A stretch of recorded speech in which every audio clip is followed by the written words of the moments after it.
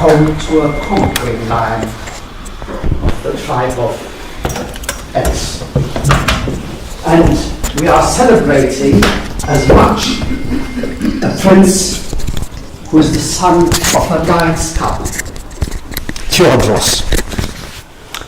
And this book, The Prince and the Plunder, I was there when it was first launched, and I was, I think, the second person to have it autographed. Yes. Which is a great thing. I can vouch for that. Couldn't have come at a better time. It kick-started not only interest, but campaign to get back the looted items that are gracing museums and homes in the United Kingdom. Andrew Heavens is no stranger to Ethiopia. He's lived there as a reporter and a journalist, nor is he a stranger to Africa. Lived in Nigeria. Yeah, my parents met there, yeah.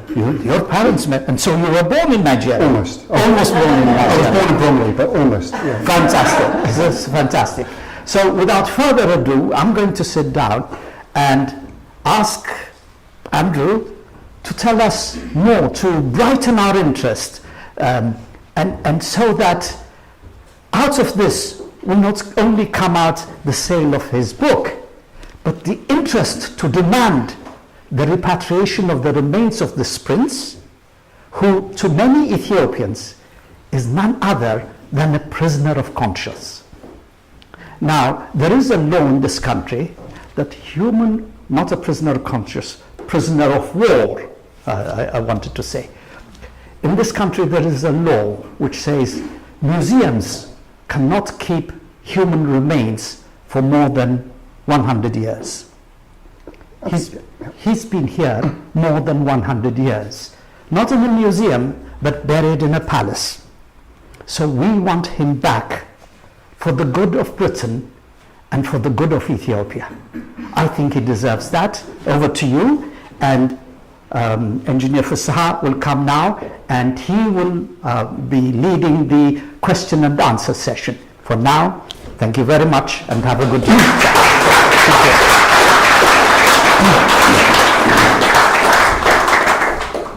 Wow, thanks very much. This is amazing. I wasn't expecting anything like this, so thanks for everything so far. We could end it here and it would be a huge success. Probably better, actually, but we'll play on. I'm conscious that I'm sitting here, a boy born in Bromley, surrounded by people who are experts in everything I've written about. So I really don't want this to be a talk from me. I'd like, if we could all cooperate, if we could make this as much as a discussion as possible. So if you could interrupt me within the first 5 minutes, that would be wonderful. Just keep on interrupting me with questions and counterpoints. If you disagree with things, if you think I've got something totally wrong, or if you just want to add a point, I'd be entirely grateful, because I am feeling the imbalance of power here. You know, I've written a book, you know all about it.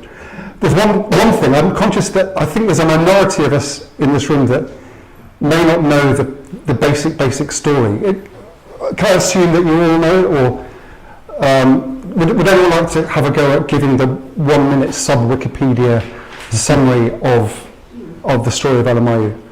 Shall I have a go? Yes. Yeah. Okay, I'm going to get this wrong, so you can jump in straight away. Let's start with King of Kings Tewodros II, a giant in our shared history, who forcibly reunited Ethiopia after a period of turmoil, and had great dreams of, as a great Christian monarch, reuniting and having alliances with other great Christian powers across the world as equals. Remember, this is before the great scramble for Africa, before what we now know as the British Empire and the German Empire and the French Empire. In a way, everything was up for grabs. He had dreams that he could forge an alliance between himself and his equals in the world, the other great Christian monarchs. One of those monarchs was obviously Queen Victoria of Britain.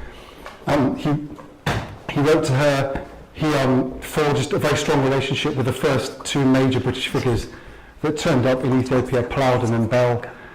And without going into details, these great expressed in the poetry of his statements and the poetry of his letters, through a series of misunderstandings and events and disasters, crashed into disaster. And the relationships between Britain and Ethiopia reached a nadir when Queen Victoria, he wrote a letter to Queen Victoria offering friendship and an exchange of ambassadors. It appeared that she ignored him because there was no reply came to that letter. For a succession of other misunderstandings, he became increasingly angry, increasingly paranoid, increasingly worried what Britain was up to.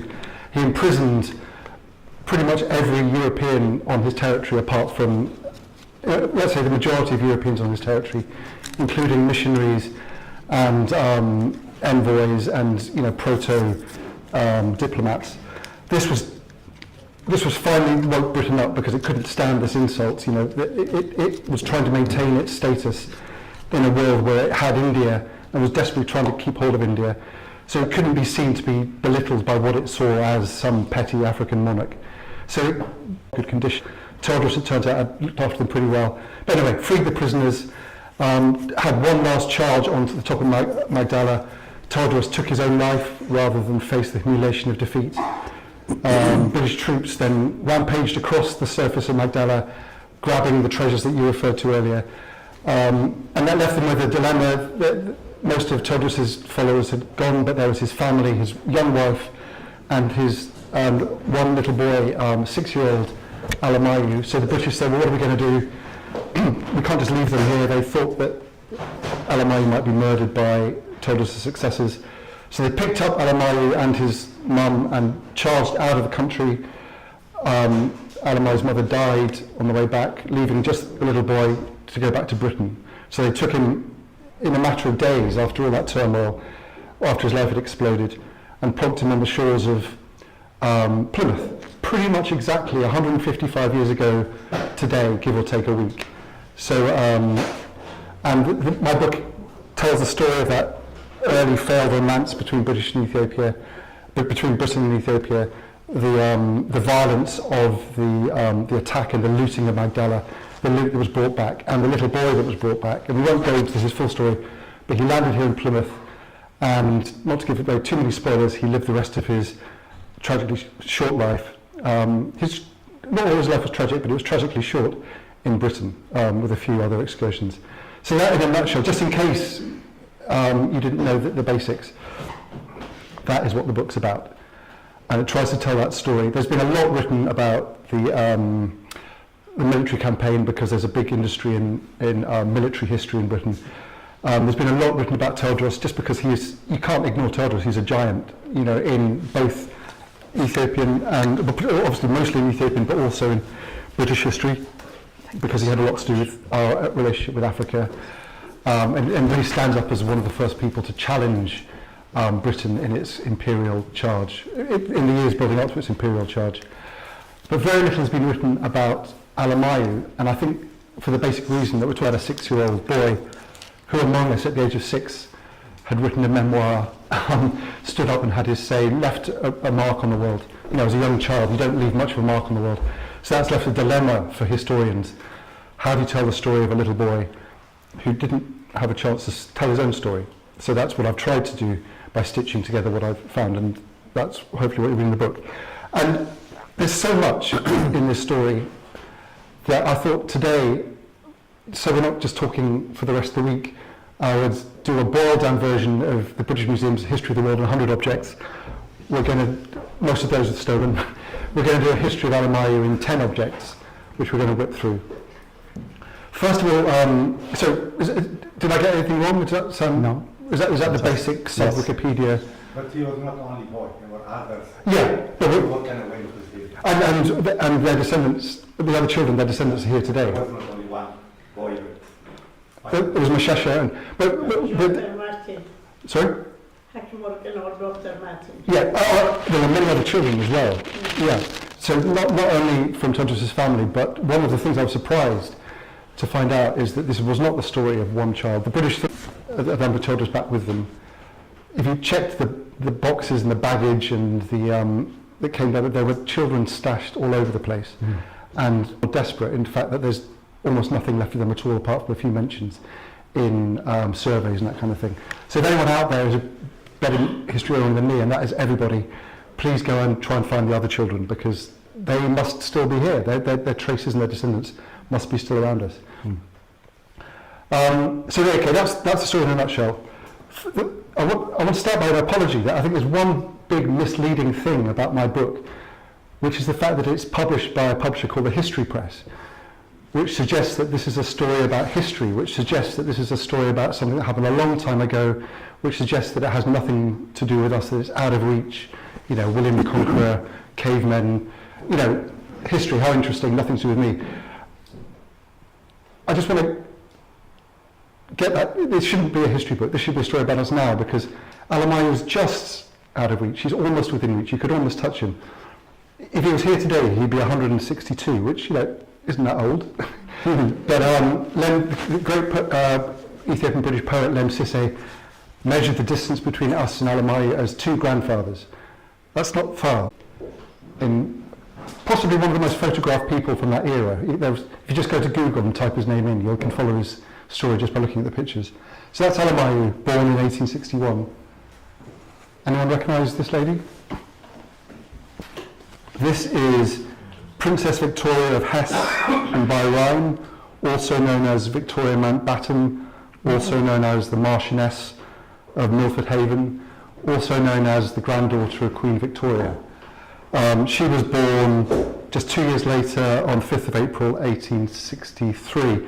So as good as you want, the same age as Alemayehu, contemporaries. I found out where she wrote, as a child I played at Windsor Castle with Prince Alemayehu, son of the Emperor Theodore of Abyssinia, who was being educated at Eton. He died young. He wasn't educated at Eton, but he did die young, so she got half of the story. But anyway, here we have, we're talking about 2 contemporaries. They both look like figures from history, quite along the way. Alemayehu, as we know, died tragically young, as she said. She did not die tragically young. She lived a good long life. This is a picture of her in 1949-ish. She lived long enough to sit next to Britain's Queen Elizabeth II at the christening of the little baby Prince Charles, who is there in swaddling clothes. As obviously we don't have to say our current King Charles. So I found this mind-blowing that Alemayehu, if he had lived a long life, and he would have, there's every chance he could have done, but we all know he didn't, he could have touched King Charles, who is with us today. So I just wanted to get, let's forget, this is not history, this is us, we can touch him, we can relate to him, we can reach out to him.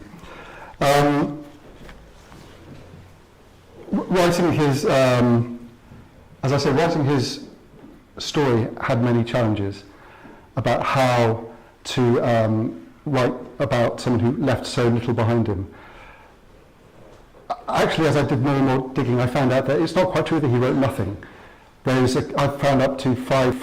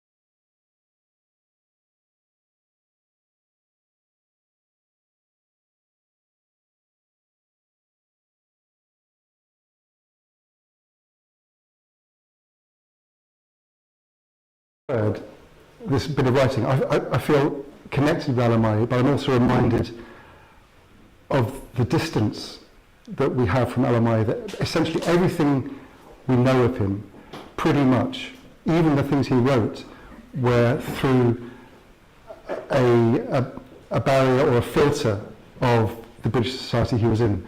So even when you can feel, I've touched him, I've got him, even his own handwriting was the English version of his name, which is much easier for me to pronounce than Alemayehu, or whatever it is.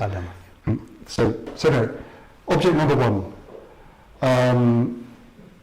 There are many out there. Did anyone remember the fuss a few years ago about the lock of Emperor Tewodros' hair that was found that had been on display in the National Army Museum? Yes. And was returned among great fanfare. It turns out, and I was going to say Victorian Britain, but actually I think, thinking about my own childhood and my own self, British people have an odd thing with hair. That while Alemayehu was writing his name out again and again and again, Captain Speedy or someone like that was also behind him, chopping off little bits of his hair to send out as mementos to all his fans and interested people. Because I found, so this is a bit of a scoop, but later in the year someone has found a lock of Alemayehu's hair as well, which was sent out in a letter to a relative, just as a period of history. And I found references, there are at least 3 locks of Alemayehu's hair, and from that I can presume there must be lots of them out there. So in terms of objects and traces, Alemayehu is not only there through our memories and stories and his descendants, and through his influence on both our cultures, he's physically there. He's dispersed in Britain, and curious people were. So Alemayehu's out there. This is one object, but it kind of symbolises bits of him that are everywhere. Like there are bits of Tewodros that are everywhere. His hair, his blood in various museums, his clothes that were ripped off his body. The story is in our air and surrounding us. Anyone like to interrupt, or shall I? Any questions? Can I just come in at this point, because I was actively involved in the return of the lock of hair. Yeah. The thing started with the reply from Her Majesty, the later Majesty the Queen, to the then President of Ethiopia, that the remains of Prince Alemayehu was in a catacomb along with 40 others, and it would be very difficult to exactly pinpoint. And the late Professor Richard Pankhurst, suggested that if we had lock of hair, DNA can identify it easily. Yeah. So from that day on, I'm talking about Ethiopian calendar 2000, 15 years ago, we've been searching the whereabouts of the lock of hair. And after a wait of 12 years, we finally pinpointed. Yeah. The argument that the custodians had was that it was in the British culture that wives of soldiers wore the hair of their husbands when they went to a thing.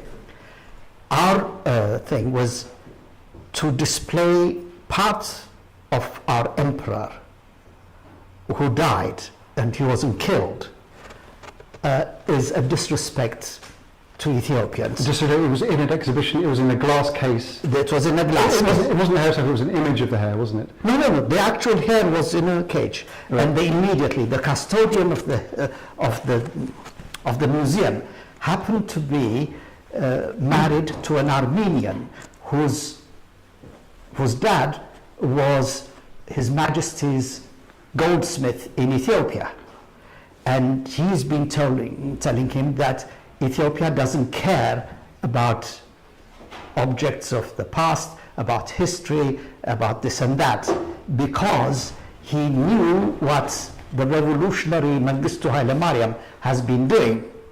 So he said, even if we give you this, you wouldn't keep it in a proper place and so on. Our argument was, first and foremost, remove it from public, and then we will talk about the repatriation. Yeah. We wanted it to be buried alongside, but the actual aim was to see if there was any possibility for a DNA. Okay, at that point, one of the things that was raised was, can we get a descendant of Tewodros So I'm just going to come to that point. Yeah. And then I remember many years ago at the Jazmach Casa, coming to my father's home. My father at the time was the president of the Crown Council. He came shaking like this. And he said, how could this happen to me? How could the grandson of Tewodros not be made a Ras when a patriot like Amora Wuwiller becomes a Ras? And my father calmed him down and he said, let me go and speak to His Majesty about this. And he went, and I don't know what happened after that. So I had that, and I approached my older brother who's in Germany, who, just like you, is a writer on Ethiopian history, recently wrote about the emperor himself. And he said, I know his descendants. His grandson is here. He gave me a telephone number, and I approached him, and he said, I asked him for two things. The first is, would you be happy that we receive it from the museum? The second thing is, will you be able to come and join us he said, we would have loved it, but we are occupied. Give me time, give me 2 weeks to consult with other members. Little did I know that the lady who is here today is a descendant. Had I known that, I would have contacted. And he said, we are all happy for them to give it. And that's how it is done. So to cut the long story short, if in fact St. George's Chapel, Windsor said, in every coffin there is a label, and I'm sure Prince Alemayehu's label is there. Yeah. So whether you like it or not, your book has kick-started interest in the repatriation. Now, if you know, after this book, 2 or 3 times, it was in the news that Buckingham Palace has refused. Yeah. Who asked Buckingham Palace is a mystery to me. Does anybody know who asked? Nobody. The journalists, I think. And you know, even their descendants cannot ask Buckingham Palace. It has to be state to state. And already something is in the process, and the children, along with the Ethiopian community, a long worldwide petition, can ask King Charles III if he could allow it. You know, if it is a matter of cost to exhume it, that's another matter. I don't know. Yes. Fantastic, Yes. really point is making. Quick interruption. Apparently someone parked by their garage, a car KM6 to WVS blocked someone. A black Peugeot, is that you? Oh. Thank you, that's it. I just wanted to enlighten you on that. Can I ask, Yes. what is the status now of the lock of hair in Ethiopia? Has it been buried? Where is it? That's a very good question. Excuse me, can you repeat the question? Yes. Where is the lock of Emperor Tewodros' hair today in Ethiopia? Okay, thank you. All right. Let me ask you. That was the first question asked by the Army Museum. They insisted that we should have it in a box. What will be on the box, they had to decide. And we suggested that we provide a box, velvet box. On top of that box should be the current flag of Ethiopia. No. Huh? Sorry, this is the agreement. No. Because the current flag. But underneath would be a Lion of Judah. Right. Okay, so what I had was, I bought a shamma and asked someone to embroider a Lion of Judah. After that, they said, how is it going to be transported? We had the Minister of Culture here to officially welcome it. I was asked to go and see that in the box was the hair that I saw being displayed, which I guaranteed, then ceremoniously came and presented it to the minister, who then took it to Ethiopia and was presented to the people officially and it stayed there for a year and a half at the newly refurbished museum, Addis Ababa Museum. After that, it was transported by air to Gondar. From Gondar, it was supposed to go to the burial place of, it was in a monastery called something, the Trinity, the burial place of I don't know the name of the anyway, it will come to my mind. It is going to be buried there. Unfortunately, there is road inaccessibility to that. So after the rainy season, which is now 3 months, it will be ceremoniously going there and reburied. What's the word? Reinterred? Yeah. Interred. It was never interred in the first place. Yeah. Yeah. Taken by mule and so on. Who will take on that? The government, the Amhara regional government. Right. Yeah. Not the Katiba. No, it's outside the remit of the Kantiba. Wow, this is good. This is all new. This is the scoop. Yes. I haven't heard any of this before. One other thing. So thanks for buying the hardback because I need to sell enough of those, so I can then do a paperback and double it in size. So this will all be in there. So thanks very much for the update. That's really good. So, are you ready for object number 2? Okay.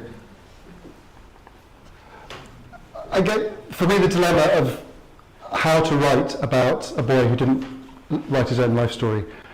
I found that the most important thing was to confess in my book about the things I didn't know, to be honest about things I didn't know, and then do my best with the bits of his writing, the things that I could find, the sources that I could find, but always try and put them into context. But obviously when you're looking at someone, one great place to start is to start with the parents. And I just, again, but then that sounds like a sensible thing to do. But then you look at someone like Tewodros, such a giant, such a divisive figure at the time, that there's not enough, there's hardly anything written about Alemayehu. There's too much written about Tewodros. You know, the British accounts where he's, initial British accounts where he's basically an African King Arthur. He's like the most glamorous person they've ever met. You know, Plowden and Bell essentially fell in love with him. There are the British accounts after the big fallout where essentially he is every racist thing you can imagine. You know, he was a monster. He was essentially depicted as a savage who was that Britain needed to put down. You can see that in Punch. Then there are the 3 accounts within Ethiopia. Then I think there was a period where historians and playwrights went through a period of, I think they even call it a new term, heroification, where they, to build up these people. So there's basically all these different accounts of Tewodros, how to get hold of it. There's the image of him in his death. Who wants to be remembered by the image of his death? Richard Whittington Holmes, a British Museum expert, sketched him, giving us our only real account of what his face looked like. But what did Tewodros think of himself? Or how did he see himself? Remember, he started off as seeing himself as a great Christian ruler and equal to every other Christian power on earth. He had dreams of retaking Jerusalem. He had dreams of taking on the Ottoman Empire. He had dreams of alliances with France, with Britain. He was a Christian superpower. And one way you can hear Tewodros is to read his letters, which are everywhere. And his voice he jumps out of the page. You don't have to be an expert. Listen to his voice. It crackles with energy. My favourite quote from him is, before that, the big letter that when everything went wrong, when Britain didn't reply, he sent a letter to Queen Victoria and said, I am a child of Christ. You are a child of Christ. For God's sake, I want friendship. This is not a creature from history. This is a person burning with faith, a person burning with his own status, and a person dreaming big dreams of an alliance with Britain. This is him. This is OR33 in the British Library. One of the hundreds of plundered Meqdela manuscripts that are now in the British Library collection.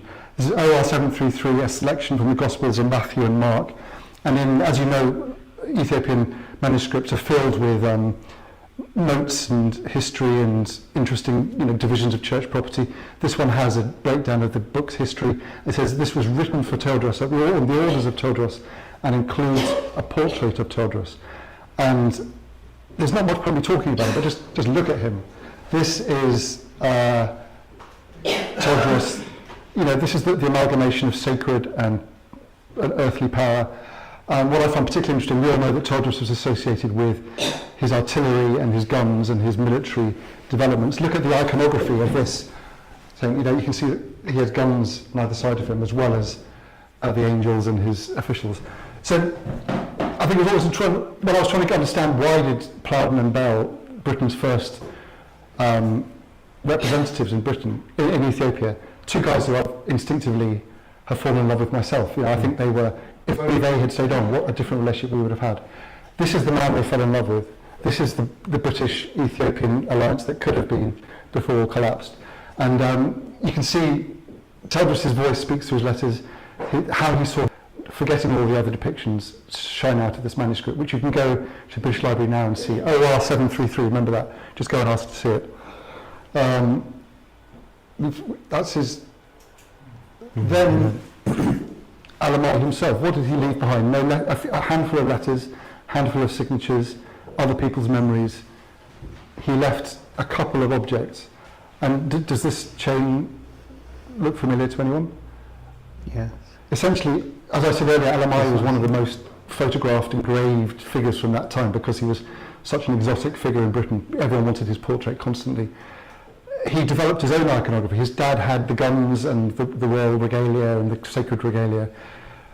Alemayehu's iconography, where he was essentially presented as an exotic African orphan in Britain, that was his interest. His kind of his appeal to the imagination was, his iconography was this chain. And if you, as I said, just go back and type in Alemayehu with any spelling you want into Google, and his picture comes up again.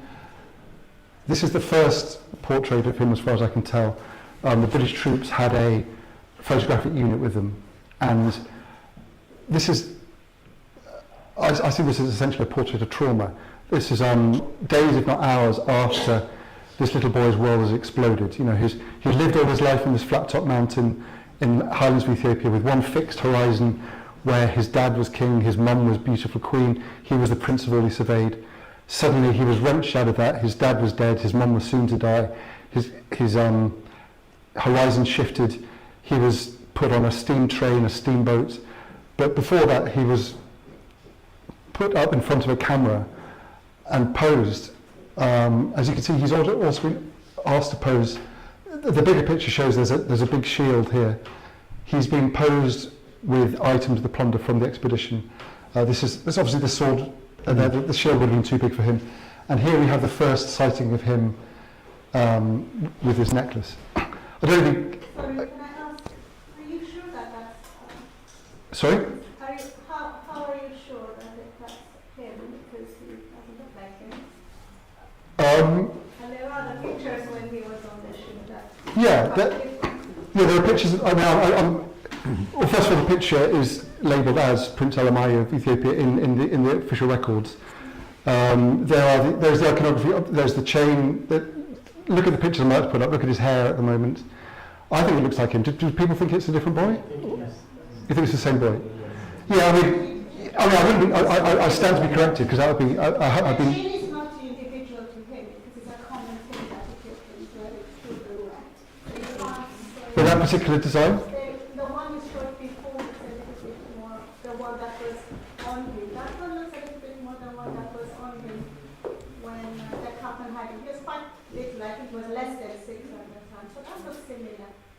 Yeah. Because you said there were other children with him. I mean, I tried to count... These are dark because of the lighting. These are silver. They may have dulled over the years. But I tried to count them with the red beads in the middle. It's described again and again and again that this is the... I'll show you, there are other pictures of him. No, it's good to challenge it, because I've been... Querying what proof you found there. There were lots of pictures of different pictures, and so that's all. But this one in particular was labelled. Basically, the Royal Engineers had an album of photographs of... When he was on the ship. Sorry? Was that when he was being taken on the ship on the port? No, I think this is. On the mountain. You can see you can see in another picture of Captain. They took a picture of Captain Speedy soon afterwards, and those are British military tents in the background. So I'm guessing this is made on the plain of Delanta outside, because they didn't get to the top of Meqdela because there were no photographs of Tewodros. So this must have been in the days that followed, just a few days that followed. Well, I mean, I'm most confident this is him because I look at that face and I see a traumatized little boy. You know, he's not there. Whatever's going on is going on deep inside.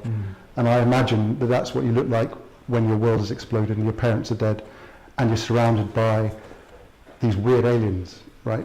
With their terrifying machines, the ones they used to massacre all your friends a few days earlier. But here he is again. This is how, on the way back, before his mum died, the soldiers held a sort of what they stage an Ethiopian feast, and they invited him to it. There was a military artist on the expedition who did a sketch of him, which is a beautiful sketch, and from that, the Illustrated London News did an engraving of him, which got back to London before the troops, and this is the front page of the Illustrated London News. So this is the first. This is how British people saw Alemayehu first. Before he'd landed in Britain, this was on the newsstands. So this image of Alemayehu turned into an icon again, right? Sort of, it's like Raphael. He's been turned into there's a triangular thing. There's kind of ominous shadows behind him. He's like an icon of sadness. And the Victorian imagination loved to revel in this kind of the little black African orphan. They love that kind of thing. You know, read any Dickens, they just love it. They love an orphan, and this is a depiction of him there. So that was the, as far as I can tell, the first image of Alemayehu. This is the first image that British people saw. Sorry, I interrupted. When you finish, shall I ask you? Yeah, sure. Do you know what the long-term plan was? Were they hoping to send him back home? Well, I think it's vague. My general impression. So the question is, did the British have a plan for what to do with Alemayehu? My impression is they had an urgency to get him off the top of Meqdela because they felt that his father's enemies were circling, and that Alemayehu would be killed. I think beyond that, remember you're talking about a massive military force that was not interested in staying in Ethiopia. It was obsessed with getting out of Ethiopia as quickly as it could. There was this huge logistical rush out of the country, turning back to the Red Sea, India, Britain. To be honest, I don't think much thought was put into it. I think he was picked up with the baggage. But you can tell because he was hardly mentioned in the records on the way back, and there were conflicting reports of plans. They would leave him with his mother's people. They would take him to India. The plan solidified as it got down, and I think Captain Speedy, who was an officer with the expedition, was very interested in the boy. I think he saw an opportunity for advancement by becoming the boy's guardian. And my theory, which is contested, is that Captain Speedy essentially made up his mind to take Alemayehu back to Britain. I think the bulk of the British force were barely conscious of him. Just a little 6-year-old, you could easily forget him. And I think then Queen Victoria met him and his fate became more and more sealed. But I think the tragedy of Alemayehu is that he was not stolen, he was not kidnapped, he was not a prisoner of war at this stage, but he was ignored. There was lots of good intentions, but there was no coherent plan. And I think he was constantly moved from father figure to father figure, to plan to plan. Things were made up as they went along. And the way I don't think there was any conspiracy, any plot, any evil intent. I think there was bursts of benign interest which weren't coherent. I think that's my main charge. Yeah. Shall I make a second point? Yeah. Which is, all this came about because of misunderstanding. Yeah. The letter that was written by Emperor Tewodros suggesting to Queen Victoria that they should team up to liberate Jerusalem, she never actually received the letter. It was filed away. Which is lost. In the Foreign Office. Yeah. That's what I understand it. It wasn't even that. It went to the India office, then it went to the Foreign Office. People thought, well, it was written in Amharic, right? They had an English translation next to it. People would have thought, well, what's this? this kind of, I've never even recognised his alphabet. Let's just Get lost. and you know, interested in Ethiopia, we're interested in India. Who's ever heard of Abyssinia? You know, we just don't know what to do with this. So it would have been shoved in a pigeonhole and forgotten. Again, like Alemayehu, it was forgotten in the chaos that must have been the British Empire at the time. So much happening, growing in all directions, so many big initiatives. Easy to lose a letter, easy to lose a little boy. And I think that's what happened. So do we go a question? Are we going to create a session or just allowing people just joining in the conversation? Well, I'm happy to. How do you feel like? Is it okay just to have a chat? Or Yeah? I'll speak to them, yeah. Speak as you allow. Good. I mean, yeah. You had a question? My question was, do you have any idea, first time he was captured, came to this country, how long did it took him to understand the English, how they understand him, and how he acted food, and everything? Well, do you have any idea about that? Well, we know that a year, so that signature was pretty much a year after he landed. So he landed in July 1868. He went to the Isle of Wight, and that was kind of December-ish, November-ish 1869. So he was practicing his handwriting. You can only presume that he had, at that stage, he had maybe one Ethiopian around him, which was kept a level of Amharic. But generally, I think the effort was to turn him to teach him English and to, you know, bring him into British society. So all I can say is that he was writing copperplate English within a year. This is an aside, but in my day job, I work for Reuters news agency. I'm on the news desk. And Reuters was there in 1868 to get the scoop of him arriving. And Reuters has this quote from Alemayehu as he sights land. And it's a bit like Miranda from The Tempest. It's something along the lines of, "Oh, what a beautiful country. I'm so glad I'm here." You know, I hate to say this about one of my colleagues, but I think I think we can safely say that quote was manufactured. That's really interesting. You mentioned a good point.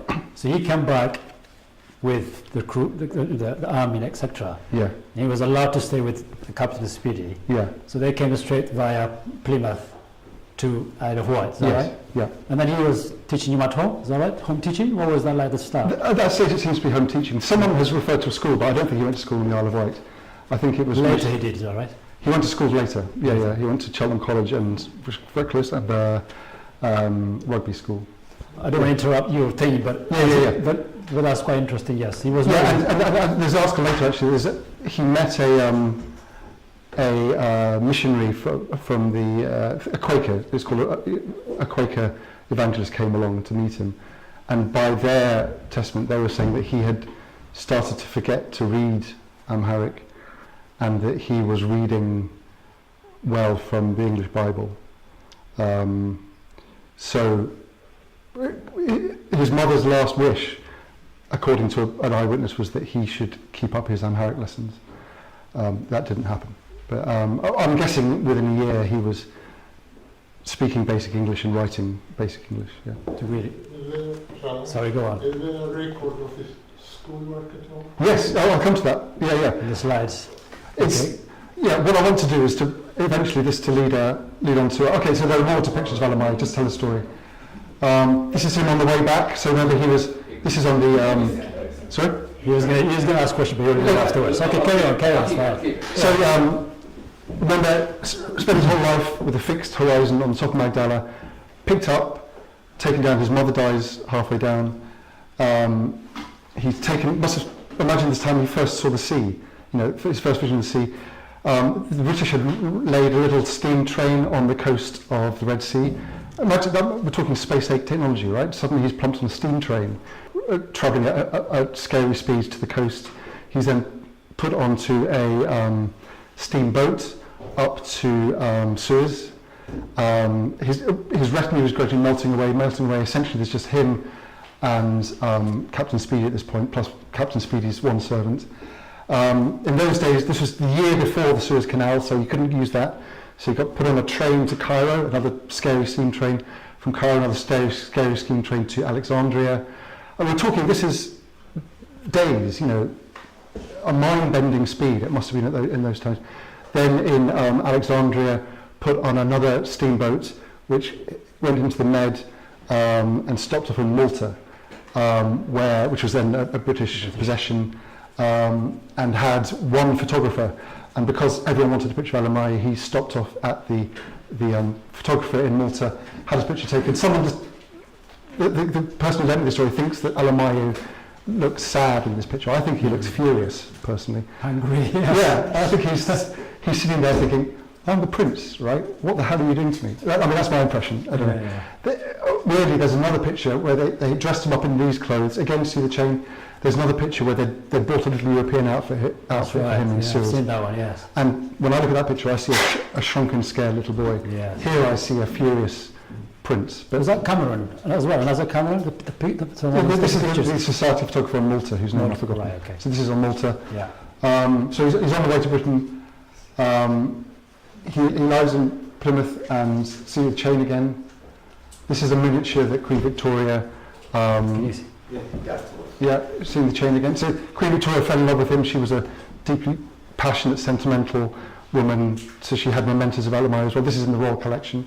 Again, see, he's got his iconography, the chain. He was photographed by Julia Margaret Cameron, the great aunt or something of Virginia Woolf, who, seriously, if you want to have a dip into the bizarre Victorian imagination, look at her other photographs. She's got Captain Speedy poised with a spear over his Ethiopian servant, with a spear point at the neck.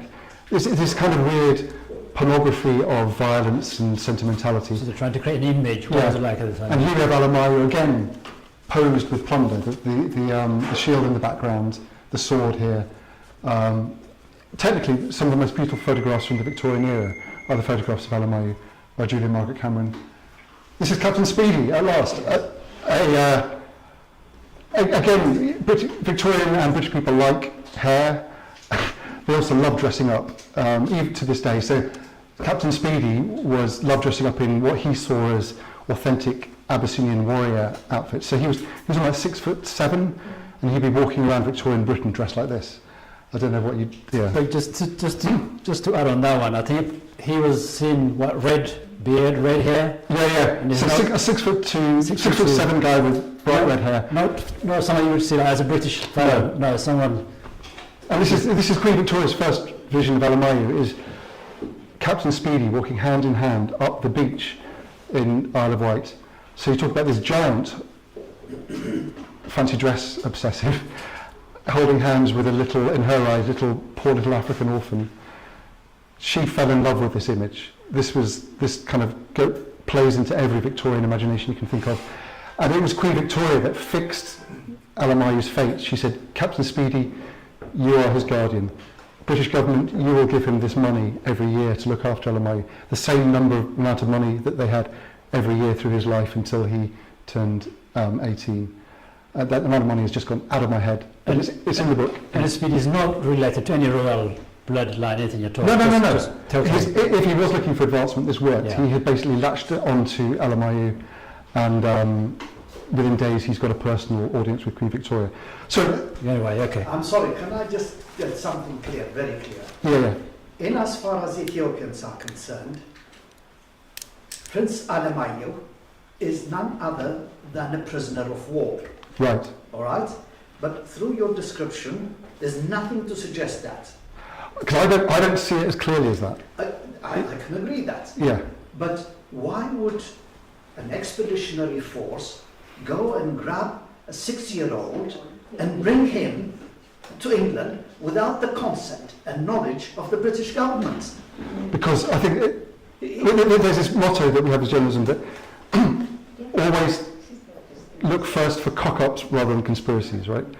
And I don't see what Britain had to gain from having a little boy.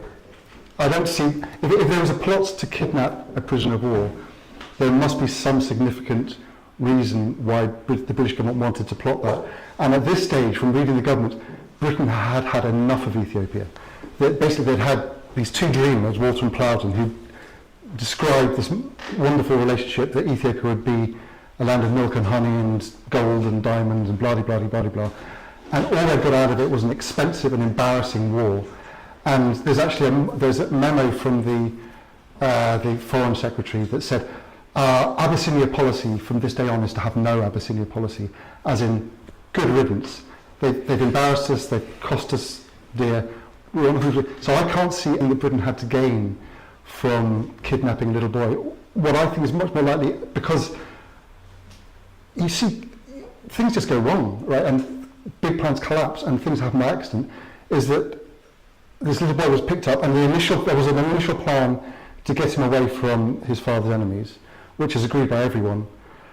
But after that, there was the momentum of the British rush out, the ambition of Captain Speedy, and he ended up here. And then what do you do with him? You can't send him back again because we don't want anything more to do with him. We haven't got any representatives in Abyssinia, so we're stuck with this little boy. Okay, this Captain Speedy guy has a plan. Let's just roll with that, and we'll turn him into a British gentleman, and he can do something in India or something. I really think, I mean, that's my gut feeling. There was no big plan because we had no motive.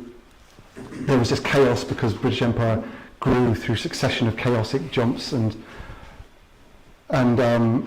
this little boy, as children do, get caught up in the machinery. And in a way, he was stolen because his future was stolen. You know, he should have been like that Queen Victoria. He should have shaken the hands of the baby King Charles. You know, he should have still be with us. But through a series of events, it's a sad story. But I couldn't find any evidence of a conspiracy or a plot. And with respect, Yeah. we see it differently. Yeah. It was a punitive action taken by the United Kingdom against Ethiopia. Yeah. Tit for tat. You took our... I didn't. No.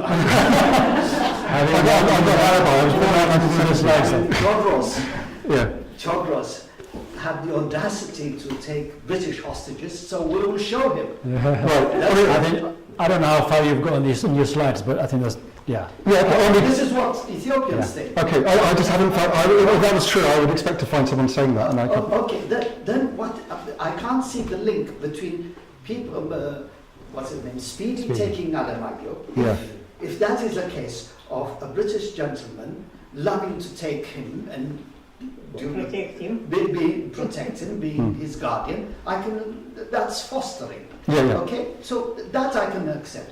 Then you can't, British monarchy entered into this. Well, should she be interested? No, should we have this out? This is good. I find this interesting. The other thing I would like to add to that is, it's not just like, let's go and get him, how dare he. The number of British museums sent somebody, there was a British museum contingency to go and get all treasures. Both the treasures, the book, the library there. Tewodros is a warrior, he's everything. He's not a bookkeeper. He was advised to build all this a big library. He got all the books from all over the country. Yeah. Who was the advising people were those people who were the British, the missionaries. The missionaries. Yeah. They were the ones advising him to build this library. All of these happened, and then the expedition, the number of people, the number of animals to rescue this, a few, I don't know how many people, not Yes. 150, 30, how many? Yeah, 30, 40. Yeah, to rescue, have you seen, have you got the number of animals from... Yeah, the elephants, mules, elephants. So why are they...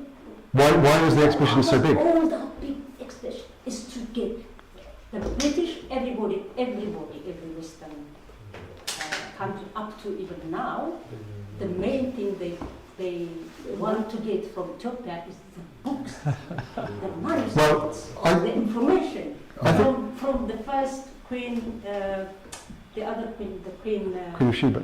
No. I mean the British queen, Victoria. Elizabeth, the first Elizabeth, yeah. From her, she sent somebody to get everybody up to now. In the last 50 years, there are more than 1 million manuscripts have been taken out of Ethiopia. Right. Sold and so even now with Including this today. war, everything is I going think I'm around. just trying to bring you back to the actual point. Yeah. Okay, it's fine. It's What do you the know? information they want. There are all the old books, all Yeah. the information, all the medicine, all. There was a definite plan, but There not, was a plan. the British Museum But thought, it's- excellent, the soldiers going in, we want to get our hands on everything, and they sent an expert yes. whose job was to hang on the battlefield and pick up loot, and they gave him oodles of money to do it. So yeah, that was a big plot by the British Museum to get loot. The British government would, British Museum, not British government is not involved in that. Of course, the British government. yeah, the British government, I think their main aim was to save face. They were desperate. They just had the Indian Mutiny a few years earlier. We always get confused. Just, with I think, what just to we bring, want from I think I'm just going to, so we were just talking, currently we're talking about the plunder, maybe you say something later on, Yeah, a few okay. things. But we're talking about just the first initial part of the Okay, this is really just to show that he's changed in lots of pictures. Yeah. Can I ask that question, please? Yeah, Where was he? In Isle of Wight or in London, which one? the Prince? So at this stage, I know he was this one, and this one, he was in the Isle of Wight. most of the time. Yeah, he spent his first year in the Isle of Wight, and he had visits to London, Yeah. and around the place, but he spent most of his time in the Isle of Wight. And where did he die? Where did he stay? Die.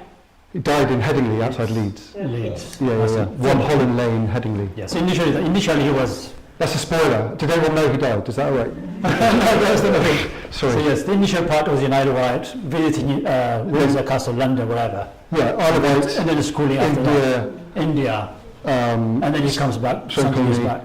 and then London, Cheltenham, Rugby, And then Leeds. Sandhurst College, Sandhurst as well. Yes. Boo, and then Sandhurst. Leeds. After, let's go. Yeah, that's Okay, So, so this is just to show his iconography has changed. And again, this was, who's seen that Peter Jackson film of the First World War? Essentially, he does this magic thing where he takes this black and white footage of the First World War, and then suddenly he floods it with colour. And suddenly you realise you're not looking at historical footage anymore, you're looking at my granddad, you're looking at... When I first saw the picture of that chain, there he is again, I thought, my gosh, he's not a creature of history, this boy existed. And that's not, as is so much of the Meqdela plunder, it's not on display, it's in a box in the British Museum. Captain Speedy kept this after Alemayehu died. Captain Speedy's widow gave it to the British Museum. oh, later There on it is now. returned. Yeah. Yeah. Just very briefly, That's the dress of the Queen, isn't it? exactly. So I want to talk about the power of objects. I'm going to speed up now, but Yeah.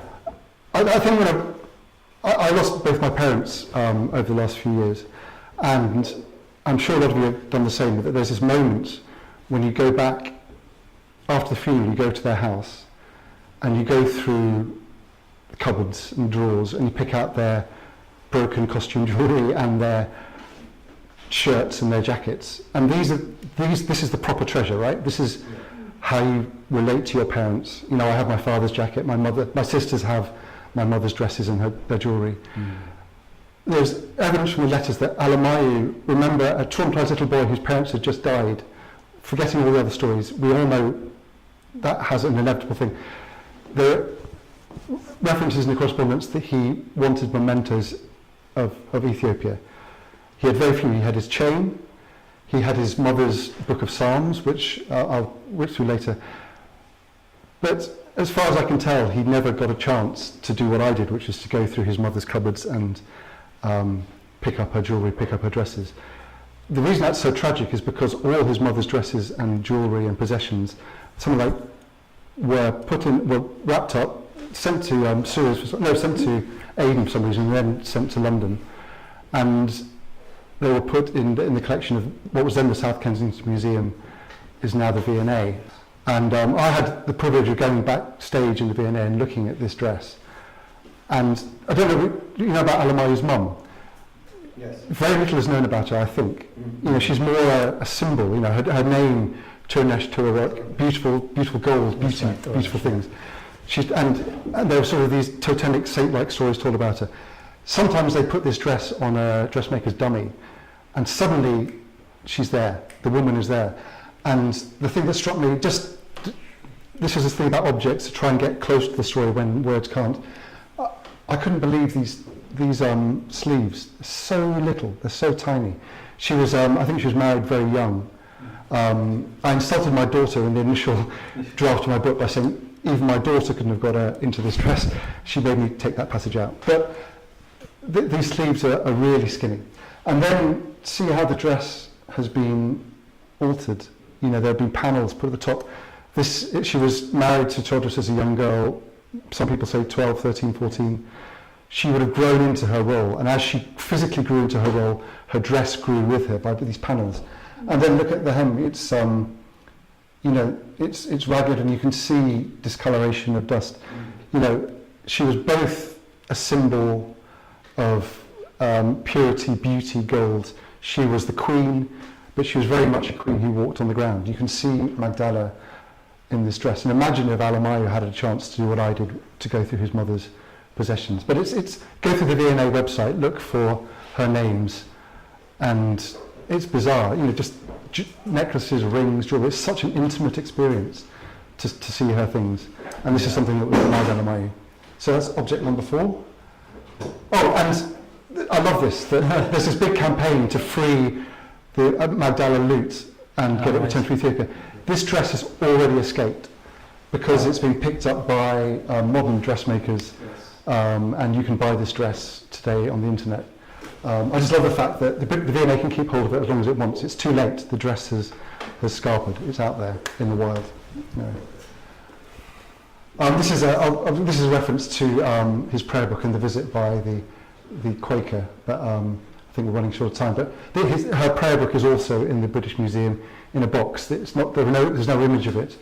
I've asked to have a look at it. I haven't managed to do it yet. But again, it's just interesting that Alemayehu kept hold of these things. He had his chain.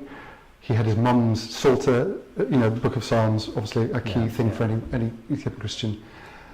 And this describes how they were his prized possessions, and that when the missionary came to see him, he took out his psalter and showed it to him like a treasure, you know. And we have them both in the British Museum.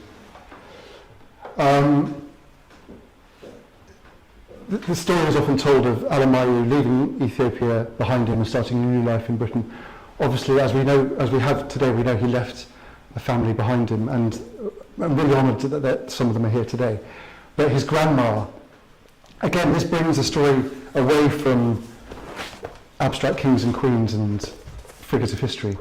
His grandmother was, I think, in the Simien Mountains at this stage, and she wrote a couple of letters, one to Queen Victoria and one to Alemayehu. Yeah. As far as I know, he didn't get them. But these are not... To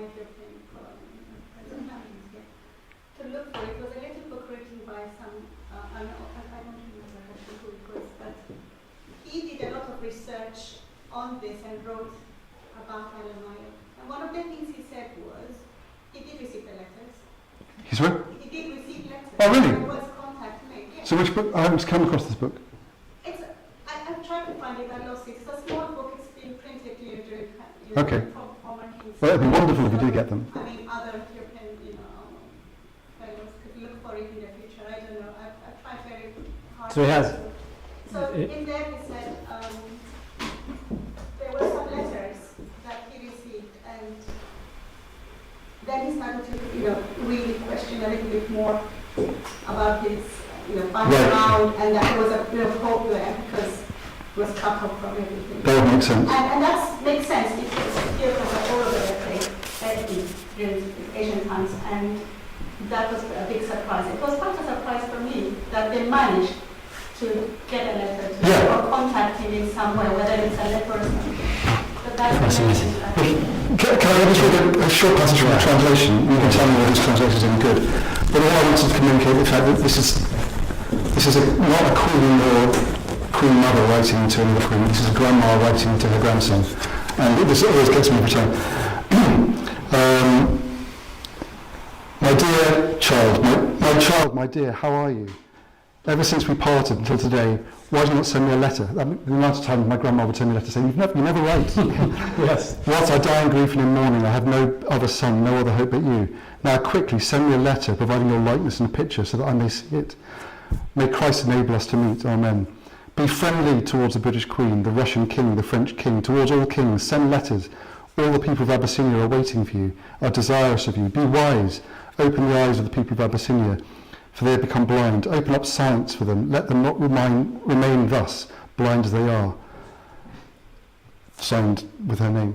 But I think that's just beautiful, that she's saying, write me a letter, why do you never write? Write me a letter. And if you see the Queen, you be polite, be nice to him, be nice to them. You know, if you're going to go to school, work hard, come back again, teach us some stuff.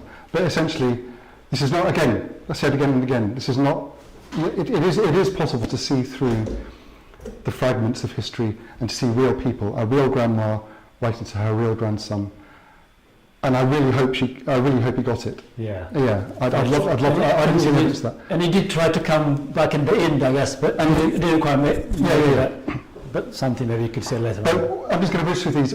Yeah. One of my ambitions is to have a Alemayehu trail around Britain, because I think there are places where it's possible to trace his journey around Britain and to have connections between Alemayehu and Britain, and to just remember who he went.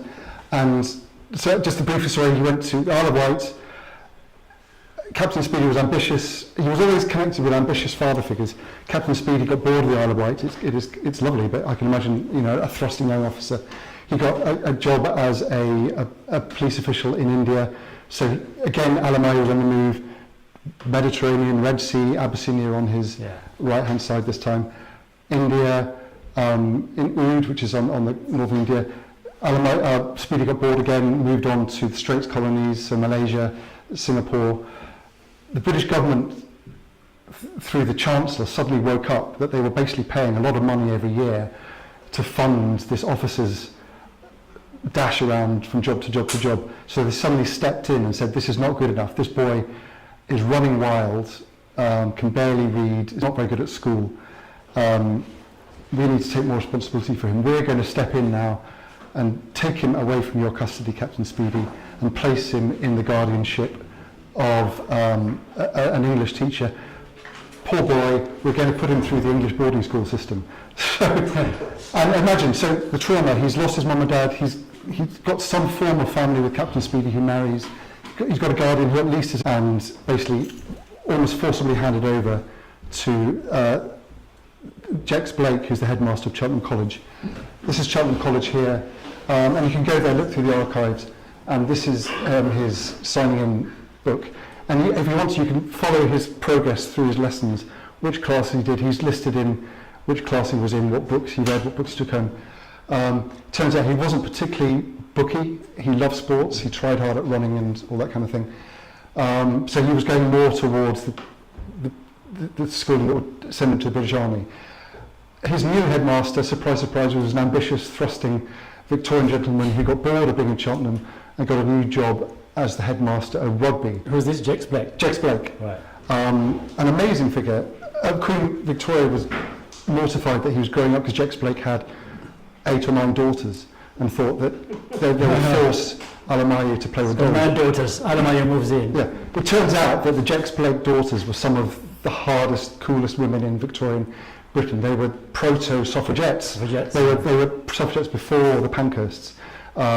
They went on to lead universities, become some of the first female doctors. Anyway, Cheltenham, he was dragged from Cheltenham, dragged across the country with the Jex Blakes. So Jex Blake's found another job. He had another job, dragged into Rugby. And he takes him with him. Here he is here. Okay.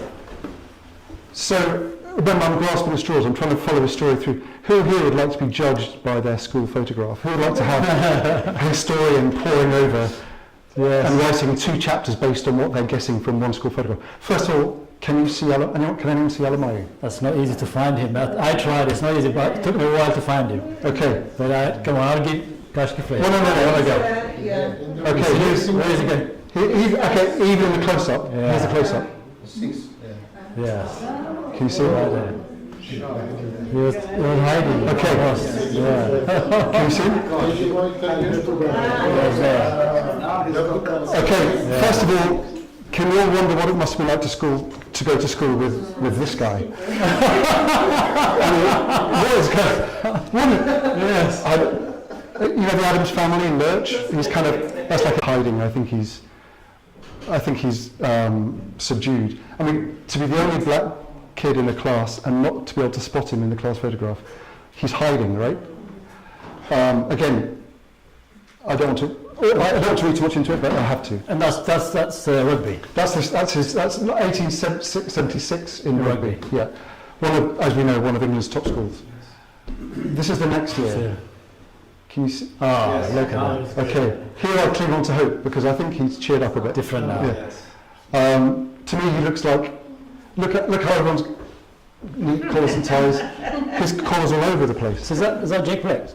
No. That's his housemaster, whose name I've forgotten. But in rugby, you live with. There's a housemaster who actually has his own big house, right. And you live with. And that's like your school house. And so you live in that little family in the school, and that's his husband. Okay. To me, he's found a way of surviving in this school. Maybe to be the class clown or something, or maybe some bully has just grabbed over and grabbed his tie. I don't know. Whatever it is, I hold on to the hope that he's found some friends a year later. Do we have any evidence about, do we know anything about his experience in England, especially at school? Well, his classmates, lots of them have mentioned him in his autobiography, in their biographies and memoirs. My overall impression, and take it to the fact that I have fallen for Alemayehu, so I'm on his side. My overall impression is that he came out of trauma and incredible challenges, but there was something at this stage of his life that was irrepressible, that he was always throwing himself at things. He was, you read the school reports, it said he was bowled out for 12 in cricket, but he tried the hardest, or he came fourth in the steeplechase, or he wasn't very, it was constantly saying he's useless at books, he's useless at reading, he's not that kind of student, but he loves riding, he loves football, he loves rugby. If you go to rugby school, they've got a watercolour showing a scrum, and there's one lone black schoolboy at the back, and that's Alemayehu playing rugby at rugby. It's amazing. That should have been one of my objects because it's an amazing painting to see. And tragically, I think at one point in his life, which is unfortunately soon to come, he met obstacles that he couldn't surmount.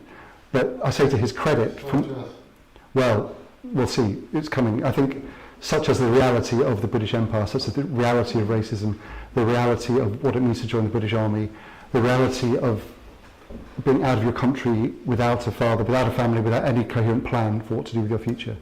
I think, he was a child in foster care, and I think he wasn't given proper, and he didn't have an exit strategy out of it. And I think that's what. And finally, obviously, he hit the barrier of ill health and a tragic event. But at this stage, I take heart from this photograph, and I take heart from the accounts of his schoolfellows that basically described the perfect English schoolboy who was into his sports. There was one account of some bully picked a fight with him. He said, okay, I'll fight you. They had a fight, but then the school bell rang for dinner. They went for dinner, and then they came back and they finished their fight. And in the life of Billy Bunter, Victorian boyhood, that makes him a hero.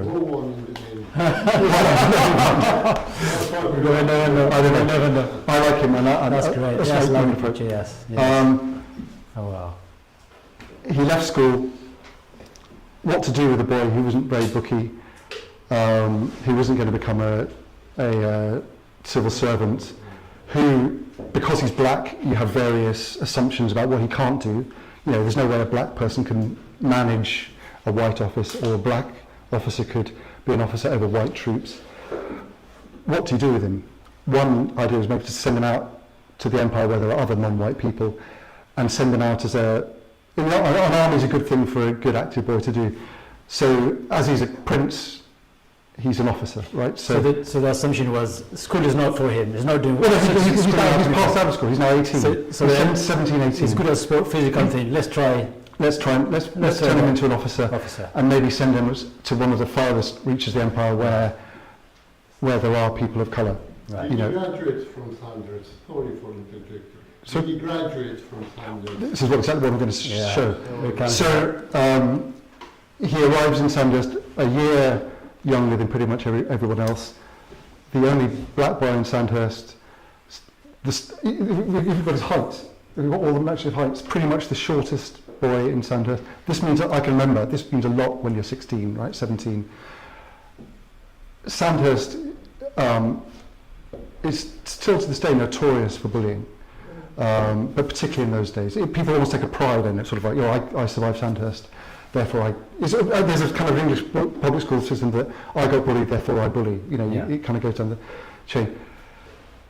What I think is notable is that while there's lots of school fellows who wrote their memoirs about his time at school, none of these boys wrote about their memories of Alemayehu at Sandhurst. There are a few letters. There's a letter from one of the Jex Blake girls who jumped to his defence when someone wrote something nasty about him in the newspaper. She wrote a letter saying he was a lovely boy, he was a gentleman, he was badly bullied at Sandhurst. And I think, and I'm biased because I went to boarding school and I hated it, I think something horrible happened this year, 1877-8. So these are the marks. I wish it was clearer, but these are the subject matters. So this is the son of Emperor Tewodros, the great tactician, the great warrior. If you look at his marks, this is Alemayehu here. Can you see his name? So second from the bottom. Second from bottom. You can see the close-up later. There's his height, his age when we're entering. See that? See that 0? Yeah. A number with a line through it means a fail, right? I should say, as a caveat, it's impossible to fail Sandhurst, right? So the British Empire is expanding. It's desperate to send officers to the front line all over the place. It just wants a constant supply of officers. So it's almost impossible to fail Sandhurst because they just want a process of people out. And Alemayehu crashed out. They got down to a year. They have their first round of exams, crashes out, fail, one little pass, but not good enough. It says failed at something like that. Then you get a chance to resit if you fail, which I think there were 5 boys in his year failed. They got to resit. They passed, or there are other ways of doing it. You kind of sign on as a soldier, then you get promoted. But as I said, it's impossible to fail. And look at this. This is his time moving through Sandhurst, signing on first exams, second exams, where they ended up. So appointed second lieutenant. Second lieutenant is what you went to run as a sort of junior officer. That's the basic bog standard officer. Appointed,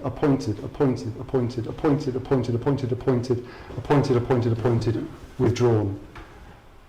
And written and last one appointed. So something horrible happened here.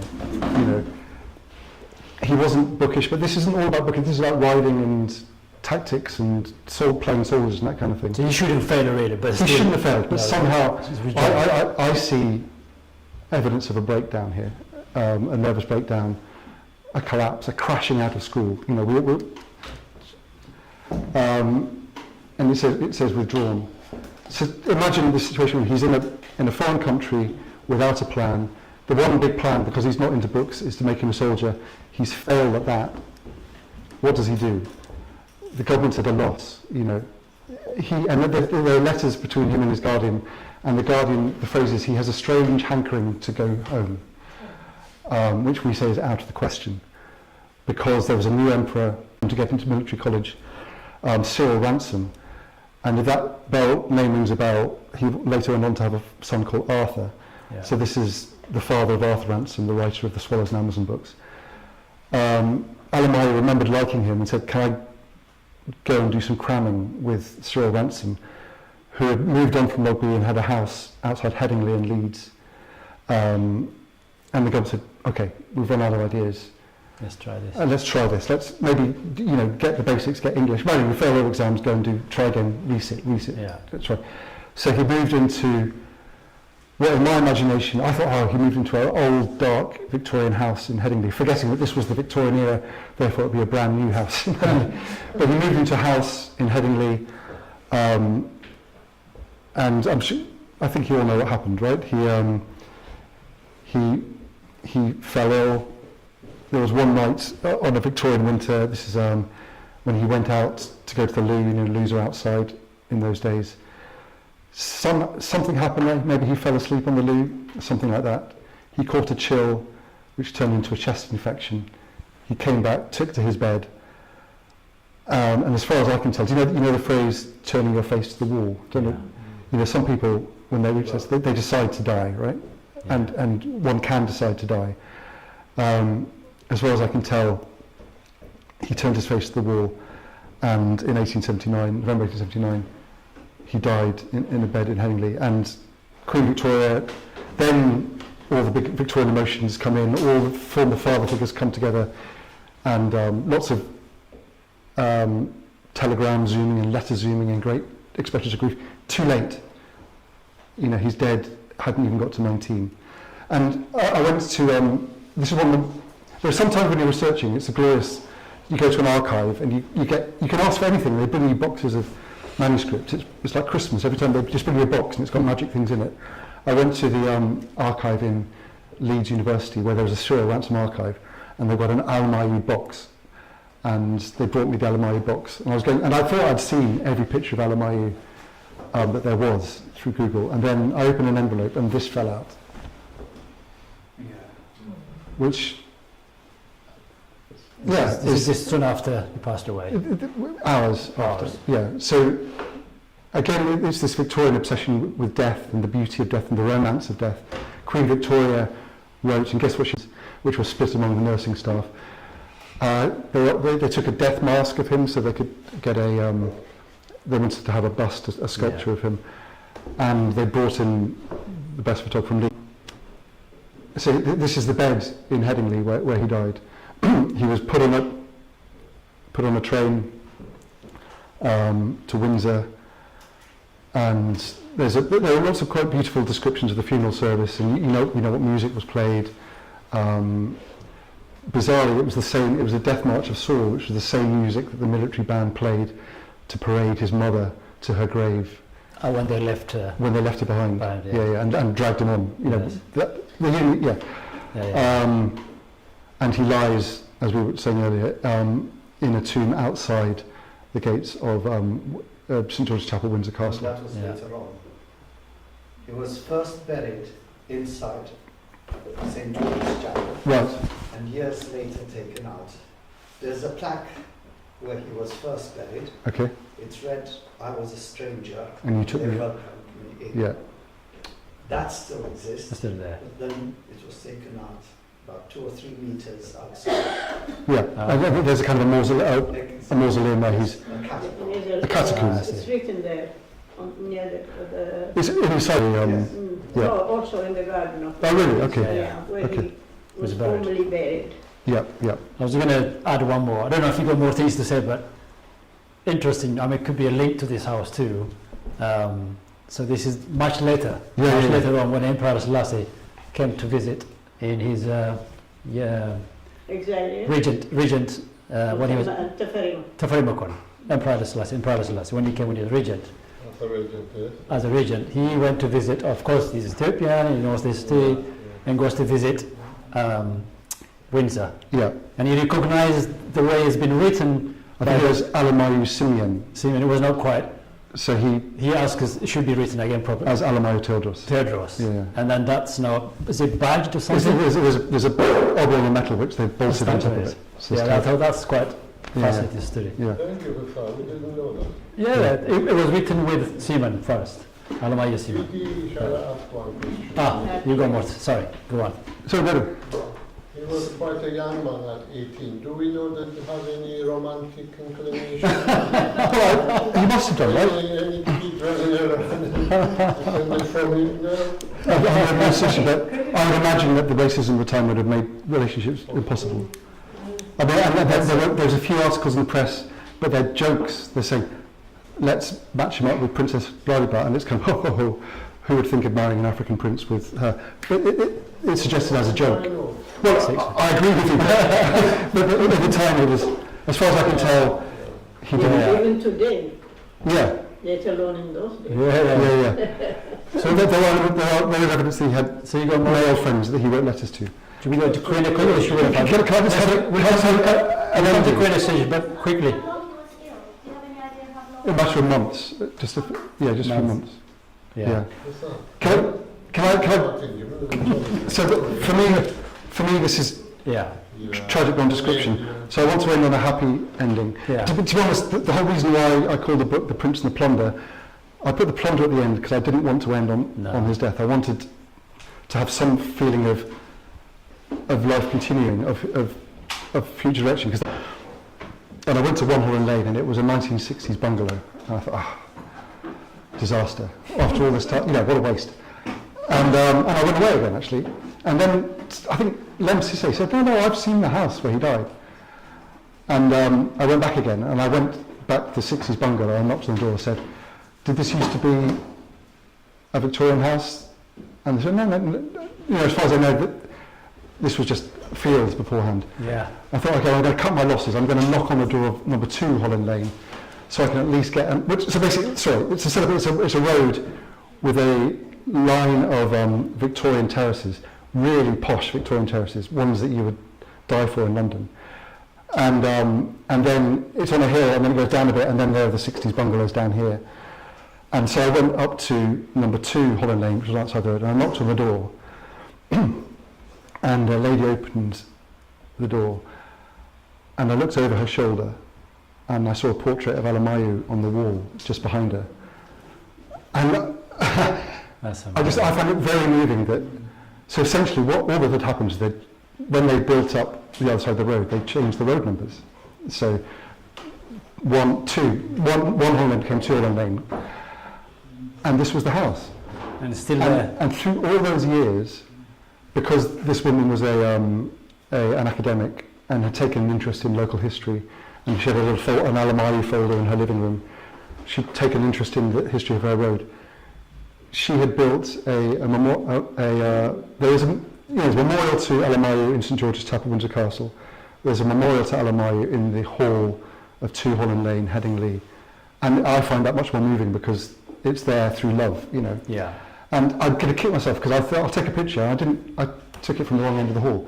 But this should give you an idea that he did not die in a miserable, damp, horrible Victorian squalor. He died in a very posh new build. And this house, if you go to it now, it's drenched in light. Big windows. The bedroom he was in had big windows looking over the garden. I take some comfort from that. I take a whole lot of comfort that there's a family in Headingley that remembers him. And after one visit, I think, I could really do with a pint. So I walked up the road, and there's this huge Wetherspoons pub. You know Wetherspoons, right? Yeah. Just a pub. Went in for a drink and lunch, and then I went to the was waiting for my food, and I saw where the waiters were going, and this is the serving hatch in the Golden Beam, Headingley. So there's a massive portrait. Prince Alemayehu, spelt my way. Yes. So he lives on in Windsorcastle, in Headingley, and Wetherspoons. Who knew that Wetherspoons would emerge as the heroes of this story? I think it's incredible, really. Has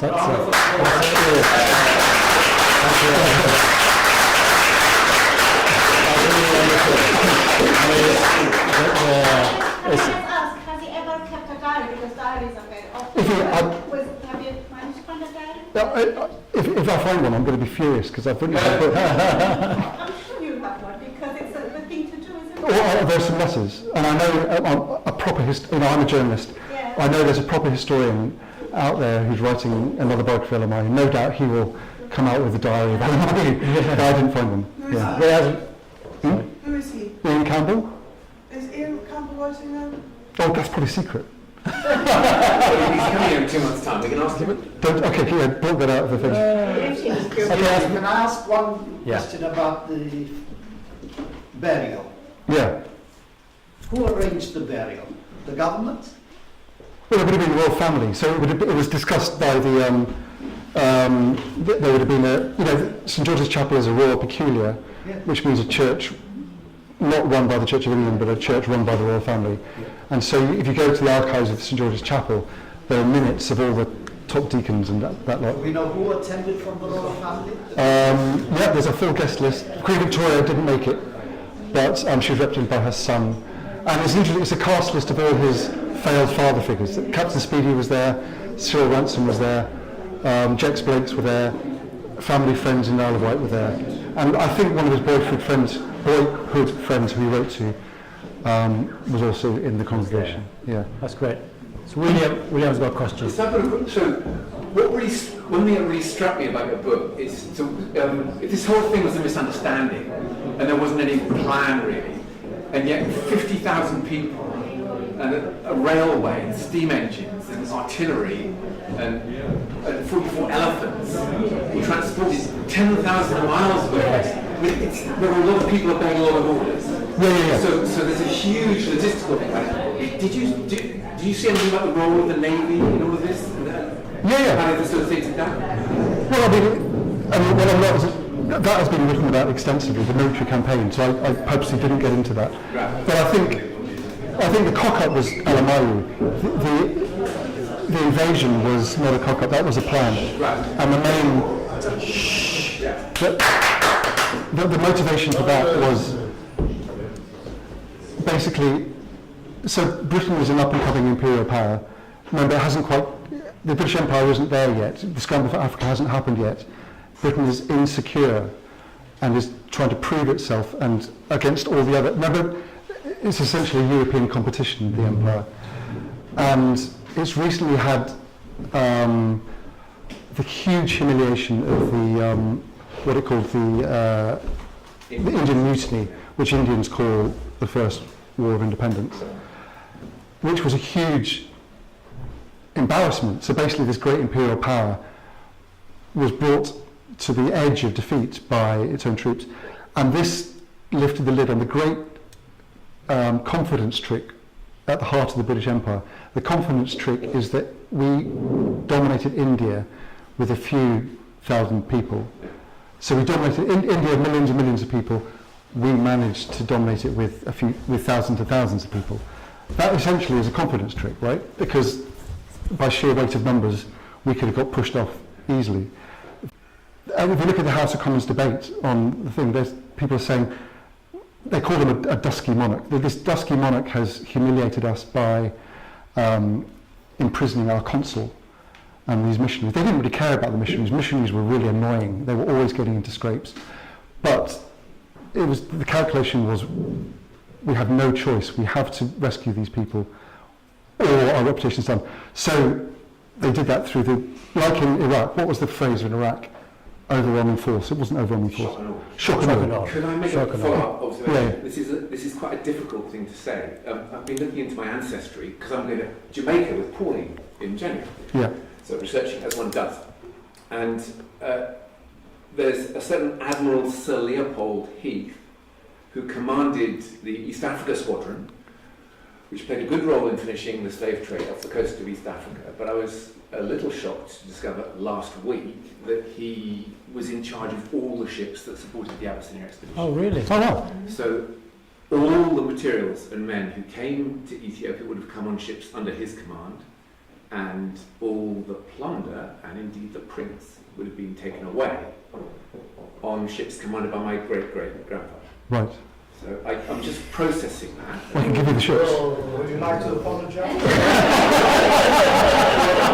I think suffice it to say, if I needed a justification for all the effort and work that I put into looking after this legacy, perhaps I've just found it. I can put another positive spin on that. Tewodros' whole vision was to have an alliance with Britain and to share its military technology. And the great tragedy is that when Britain finally got round to bringing in all its technology, it was against him. And there were reports of him just being really interested.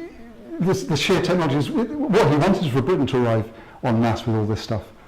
It's such a tragedy that what took it to arrive with that stuff was this disaster. Would you put, the water, Ethiopian, we should all, this man was, the water scenario, John Bell. Walter Plowden, yeah. Walter Plowden, I beg your pardon. Walter Plowden and John Bell, that relationship was incredible. Yeah. Many things supposed to be beautiful, great connection, Britain and Ethiopia. Yeah. That's a bromance. That's a story. A bromance, yeah. And that's just collapse, of course. Can I speak to that? Yeah. I've prepared a short something today. It's probably a controversial opinion. Come to the front. Come here. So just to say, I'm representing my own views here, not necessarily into the House's views. I'd like to begin by saying that the Meqdela treasures should be returned immediately, in the same haste that the British Museum returned the Kebra Nagast to Emperor Johannes when they were told of its importance to him. Especially quickly should be returned the dozens of holy tabots and other sacred items to the church. The premeditated thievery at Meqdela is a long-standing stain on Britain's relationship with Ethiopia.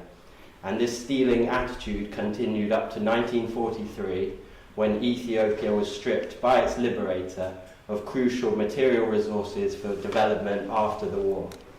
But even though it may not be popular in this time, I'm here to say that Prince Alemayehu should stay at rest as an eternal symbol and landmark of Ethiopian and British history and ultimately friendship. Studying the life of Emperor Haileselassie in Ethiopia since my late teens, I was overwhelmed when I went to St. George's Chapel in Windsorcastle. It is the home of the Knight of the Garter, and the Emperor's stool plate is still on display to this day. The icons in the church of St. George's are black icons. The column where Prince Alemayehu is remembered is prominent and features a dual remembrance from Rastafari Makonnen and later Emperor Haileselassie. Windsor Castle, where St. George's Chapel is situated, is where Rastafari Makonnen, echoing his father's memories, said that it was forever inscribed in his heart, and it was last visited by the Emperor, where he would have paid his respects to Prince Alemayehu in 1972, when Haileselassie stood with the now King Charles III. This is without a doubt the most historic religious building in this country, representing a relationship with the country of Ethiopia. As many know, Ethiopia and Britain are old acquaintances, and there is actually a family Solomonic connection on display for anyone versed in that tradition. And there is no better resting place to shine a light on all of this historical connection, including Meqdela, than St. George's Chapel.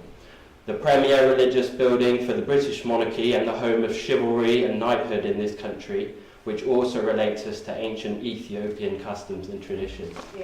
Ethiopia has the oldest order of chivalry in the world. It is a place of faith of our shared most venerable patron saint, St. George, and this is the place where, up to His Imperial Majesty Haileselassie, as Knight of the Garter in the 1970s, remembrances and prayers for Ethiopia have been held as organised by the British monarchy. Emperor Tewodros himself actually shared this dream of a relationship with Britain that eventually emerged, and we should not ignore this. History records from his own attitudes and from witness accounts the Emperor of Ethiopia entrusted his son to Britain. Do we respect the Emperor's decision? Emperor Menelik and Empress Taitu, who are our defiant anti-colonial heroes, gave Captain Speedy, the guardian of Alemayehu, a hero's welcome when he returned to Ethiopia, almost as an Ethiopian. Although his opinions and manner might be strange to us today, he was not vilified in the extreme by the emperors of Ethiopia in his time, and could be said to be an early 19th century example of an Ethiopianist. This should also make us pause to think. It is my opinion that it is a great honour that Prince Alemayehu was laid to rest in the high place of St. George's Chapel, and fittingly Prince Alemayehu's birthday, as we've heard, is on St. George's Day in the English calendar. Finally, I'm interested in those who are purposely left behind by Emperor Haileselassie. Why is it, as far as we are aware, in all those years from 1924 to 1972, the Emperor never sought the return of Alemayehu? Or in a different example, why did he not choose to repatriate his great servant, Dr. Malaku Bayem, who died and is buried in Harlem and stands as a beacon for Black America? Why was it necessary that Ethiopia's great intellectual who lived in this house, Blattengeta Haroy, returned to Ethiopian soil? I suggest that in the case of Dr. Bayem and Prince Alemayehu, even if it was not their dream to die far away in strange lands, these are the monuments.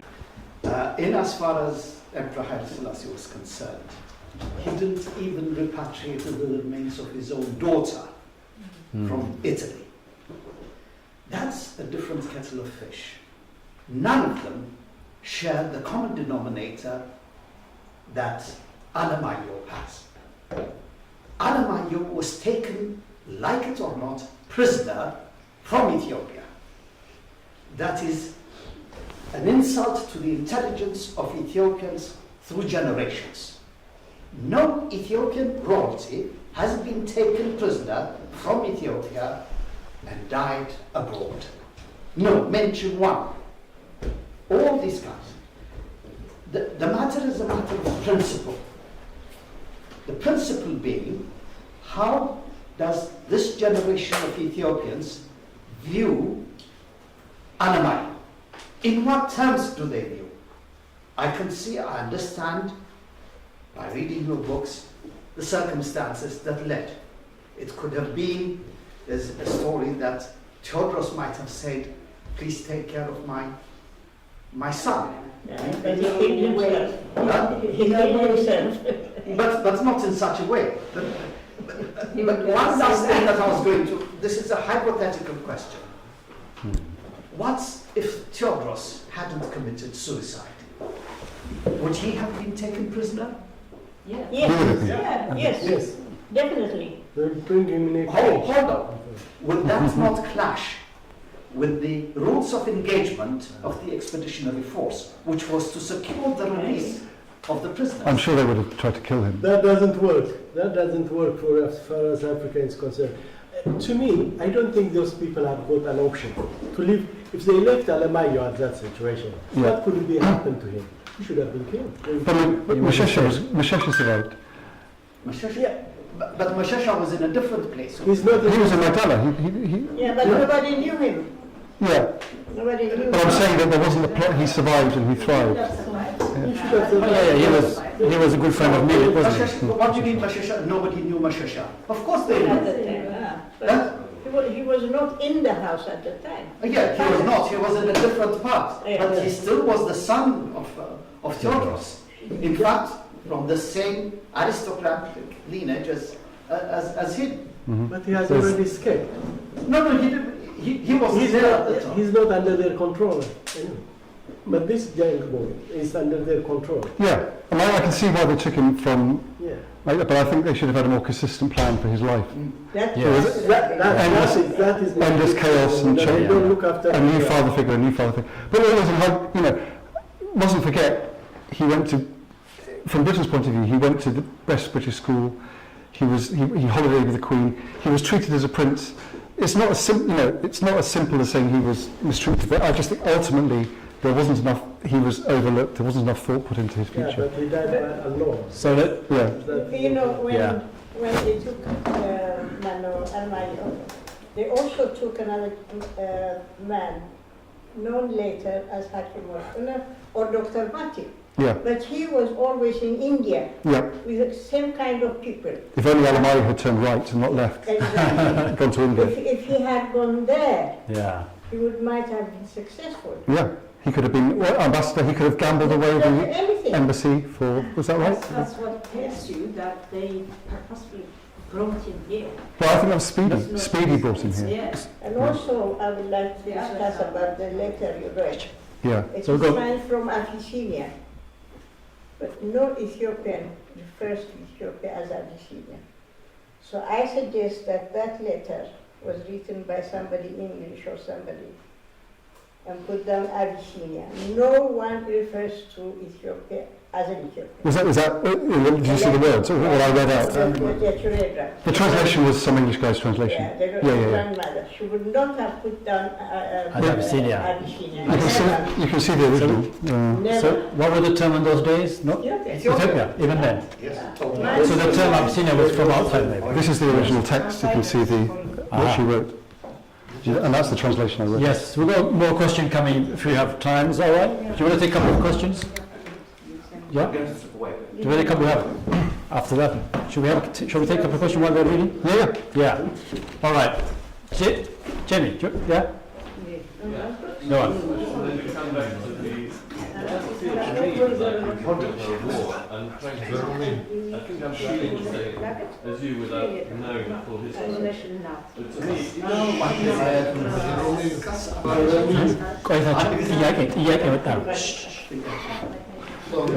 to me, Jenny, can you say again? Jenny. if he was taken by accident, as you were saying. It was like a mistake. He just happened to be taken back to Britain. I'm still trying to understand why there was not made any attempt, or maybe there was, to get him back to Ethiopia later. When he was in England for years. Why not make some attempt to get him back? He had family, he had letters. Well, so what would happen if he went back to Ethiopia? Was that not a risk for Britain in some way? Well, I think if he went back to Ethiopia. I think that, so Ethiopia, all down to Britain's attitude to Ethiopia. So as I said, after the campaign, Britain had had enough of Ethiopia. It withdrew the consul from Massawa, and it said our Abyssinian policy is to have no Abyssinian policy. So to plonk a prince back in is the ultimate interference, right? A prince from the last emperor. So I think it wasn't even thought of that they would get. Then obviously, I mean, the big sort of surprise at the end of the book is that I'd finished it, and then have you ever been on archive.org? It's an amazing website where basically you don't have to go to libraries anymore. They've scanned in every copyright-free book. And I was doing some word searches, and basically a folder of Foreign Office correspondence dropped out that I hadn't noticed. And it was letters between the British government and Gordon, the Gordon of Khartoum, before he was Gordon of Khartoum. Well, and he was sent on various expeditions to Abyssinia to test the waters and to see whether we had any allies against the other powers. And he had a letter saying, what do you think about the possibility of Prince Alemayehu going back to Abyssinia? That was written in early 1879. It got to him at the end of the year, and Gordon did some initial digging, and Emperor Johannes said no way, and other rebel figures said yes please, surprise surprise. But then the news of Alemayehu's death came, and Gordon wrote back saying, well, if he came back he'd probably be put in a golden cage by Emperor Johannes, but as the boy is dead the story's finished. So it shows that right at the last minute Britain was thinking, obviously scratching around for ideas about what to do with this boy. Someone thought, well, why don't we just send him back? Let's ask Gordon.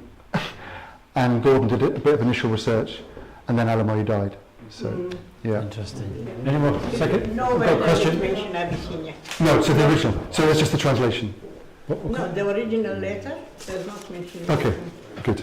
Ethiopia or Abyssinia? What did I say? You said Abyssinia. Did I? Sorry. More questions? We've got one more question for the lady there. Yeah. Can you start with? First, tell us a little bit about what motivated you to write this book, like what was the goal. Secondly, I was wondering, where's people in this room who know a lot about Ethiopian history, have an association with Black history perhaps internationally. How would you explain the story, or present a takeaway, a thesis of his life in England to a classroom today, to a high school group today? How would you make the story of Prince Alemayehu not relevant, something that tells us a little bit about the time in that period of British history, about its values, about its sentiments of the time? What does this story tell somebody today who doesn't have any background? Okay, oh God, I'd love to do that. I mean, I'm not a teacher, so I don't have those skills. But I think if I was in front of a classroom, I'd have two ambitions. The first one would be to make the children fall in love with Alemayehu, or to see him as a potential mate, as in a guy they could have hung out with at school, and to try and paint a picture of this boy who I find incredibly compelling. I really like Alemayehu. I hope I've got that. I hope I've got that over. About the attitudes, I wonder whether it's too simple for primary school. Maybe not. I think it's really interesting, this balance between how he was honoured and discriminated against. How he was put in a golden cage. So it's not as simple. He wasn't treated like dirt. He didn't have people tarring and feathering him, chasing him down the streets. He wasn't subjected to that kind of racism. He was subjected to the kind of racism where everyone looked at him all the time. He was an oddity. He was photographed at every opportunity. There were pictures of, in his early years in the Isle of Wight, of crowds gathering to look at him, and him scurrying away behind Captain Speedy, terrified. I just think it's, to be honest, I don't know, because I'm not a teacher, I wish I was, But if I could get over the fact that he was great and really a good guy, and it teaches us something about the nature of the British engagement with Africa, which wasn't simple black and white racism. It was something it was more insidious than that. It was a kind of a dangerous romance. You know, we kind of fell for Ethiopia, Plowden and Bell, and me, when I went over as a foreign correspondent, we fell in love with the exoticism of it, and that kind of, there's something about sons, middle sons, younger sons from British families, trapped in a bit of a drab life in England. I'm the oldest son, by the way, and looking to reinvent themselves. And Africa and Ethiopia in that stage, it presented them as a stage to recreate themselves, which sounds great and exciting, but if you then form a drama in your own head and you force parts on the other people around you. So basically, we went over there as adventurers, that didn't work out. We went over there as military conquerors, that worked out because we had better guns. Then we told ourselves that we were benevolent rescuers. And for that to be true, Alemayehu has to be a poor little African orphan victim who is beautiful but black, but not quite black. There are these people who are really into, what's that fake science? They were really into phrenology in those days, where they thought they could grade humanity by evolutionary facial features, you know. So there are pages and pages written about Alemayehu's lips versus his the skin tone. You know, so there was basically, we went over there as military campaigns. Then we rescued this little boy, which means we're benevolent rescuers, which means he's a little victim, which means we can pass him from father figure to father figure. So I just think that's a really interesting relationship. It's not baddies versus goodies. It's goodies thinking they're goodies, but dreaming up fantasies that do almost as much damage as a gun. It's kind of weird. And I think that is maybe an element of the empire understanding, and maybe at the heart of, you know, exoticism, what's the phrase? Edward Said's Orientalism. You know, this idea that we idealise, we as white people idealise the Ottoman Empire, we idealise Abyssinia, and that's great and exciting and flattering, but also dangerous. And that's, I think that's what Alemayehu teaches us. Yeah, that's fascinating. And how I started the story, I've always been a journalist, apart from one period when I thought I would join the church, and I signed up to become the communications officer for the Scottish Episcopal Church, which is the Scottish Anglicans, the Church of England in Scotland. So I was their PR guy. And anyone know Edinburgh? So you know, Princes Street, the big shopping street, and on the west end with the castle up here, there are these two beautiful churches at the bottom, and one of them's an Episcopal church, an Anglican church. And the Reverend John, do you know what the story about the Edinburgh Tabot? Yes. Yeah. That was returned. Yeah. So I was there, and John, the minister of the church there, John McGluckie, he was bored one day and he started digging around a cupboard, just looking for stuff, and he finds this case, Victorian case, with a stamp on the leather, taken from Meqdela, 1868. So this is before I'd ever heard of it.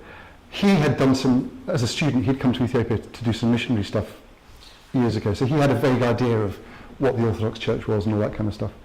But he Googled Meqdela and found the basics about the Battle of Meqdela, and discovered that the object in this case was a tabot. You know, I don't need to tell you what a tabot is. And his initial reaction was, okay, I'm going to put it in a jiffy bag and send it to the Ethiopian embassy in London. Because it's not mine. Without no debate, no theorising, he said, this isn't mine, it's not ours, it was taken during a battle, I don't want it, I want to give it back. So no big deal. He didn't want to make a fuss about it, he just wanted to send it back. So by the way, I think this is yours. And the embassy got back in touch and said, do you realise what a tabot is? Yes. You don't put a tabot in a jiffy bag. So, and then, I don't know if you saw the TV, I went down to Edinburgh's Waverley Station one morning in winter 2001. The train pulled in, and remember at this stage I'd grown up in Nigeria and Kenya and Egypt, but I'd had no I didn't know anything. I knew nothing about Ethiopia apart from a kind of a romantic something about rock-hewn churches, something like that. I knew it was cool, but I didn't know anything about it. And this train pulled up in Waverley Station. Once the doors opened, the Archbishop of Axum and his entourage walked out onto a 20th century, onto a Scottish train platform. You know, black robes. My mind explodes. A delegation from the World Ethiopian Federation arrive. Congregations from London arrive in dressed beautifully, you know, white celebration. And then half the embassy from London come onto the platform. And they go to the church quickly to check it as a tabot, because there's this nightmare that we've brought them all this way for some random thing. And obviously I'm out of the picture here because I'm not ordained, so I don't see any of it. But John McGluckie takes them to as sacred a place as you can get in an Anglican church, because, you know, we're not quite into this symbolism. Yeah. Opens a safe in the vestry, shows them the tabot. They burst into song. And then the next morning, at 6 o'clock in the morning, until the early hours of the afternoon, this part, I don't know, what part Ethiopian Orthodox Mass, part party, part national celebration, part bog standard for me, bog standard Anglican communion service. And St John's is for the establishment, so it's basically all the colonels and lord mayors and magistrates there in the congregation. So basically loads of guys in suits and tweed skirts, Rastafarians in the background, the Orthodox Archbishop of Axum here, and every Ethiopian in Scotland has come to Edinburgh because finally they've got someone to baptise their kids, right? And so there's a paddling pool here where Ethiopian babies are being baptised. And this goes on for hours, like 8 hours. 8 hours. Wow, incredible. 2001. And I'm just sitting there and with the world's press on the top balcony watching this thing, and they keep on saying, "Where's the tabot?" Because they don't realise that it's, you know, by this stage it's in someone's, you know. And so to cut a long story short, my mind exploded and the whole universe opened up to me, and I gave up my idea of becoming a vicar and remembered that I quite enjoy being a journalist. And so, first of all, got into AFROMET, you know, the Association for the Return of Magdala Ethiopian Treasures, which introduced me to the Pancras, which introduced me to Seymour MacLean from the World Ethiopian Federation. And then we went over to Ethiopia for a holiday, climbed Magdala. Mind explodes again. Who's been up Magdala here? Hey, it's just seriously, everyone go up Magdala when it's a bit more secure. It's just a challenge for all of us. It's a challenge for all of us. Yeah. We'll climb it. Yes, yeah, we'll do it. Like, you know, the Grand Canyon in America lives up to its reputation. Magdala exceeds its reputation. It's just stunning. And then went back as a journalist. I found out all about Tewodros II on T-shirts, posters, murals, and found out that he'd been very well covered, lots of books, and the military expedition very well covered, lots of books. Then I found out about this little boy who, apart from this book, which sounds great, as far as I can tell, hadn't been. Because Alemayehu, and this is still Alemayehu, you don't come across it, mainly it's the Tewodros often. And then there's a little footnote about his son, by the way, he died quickly. Yeah. We've got another question.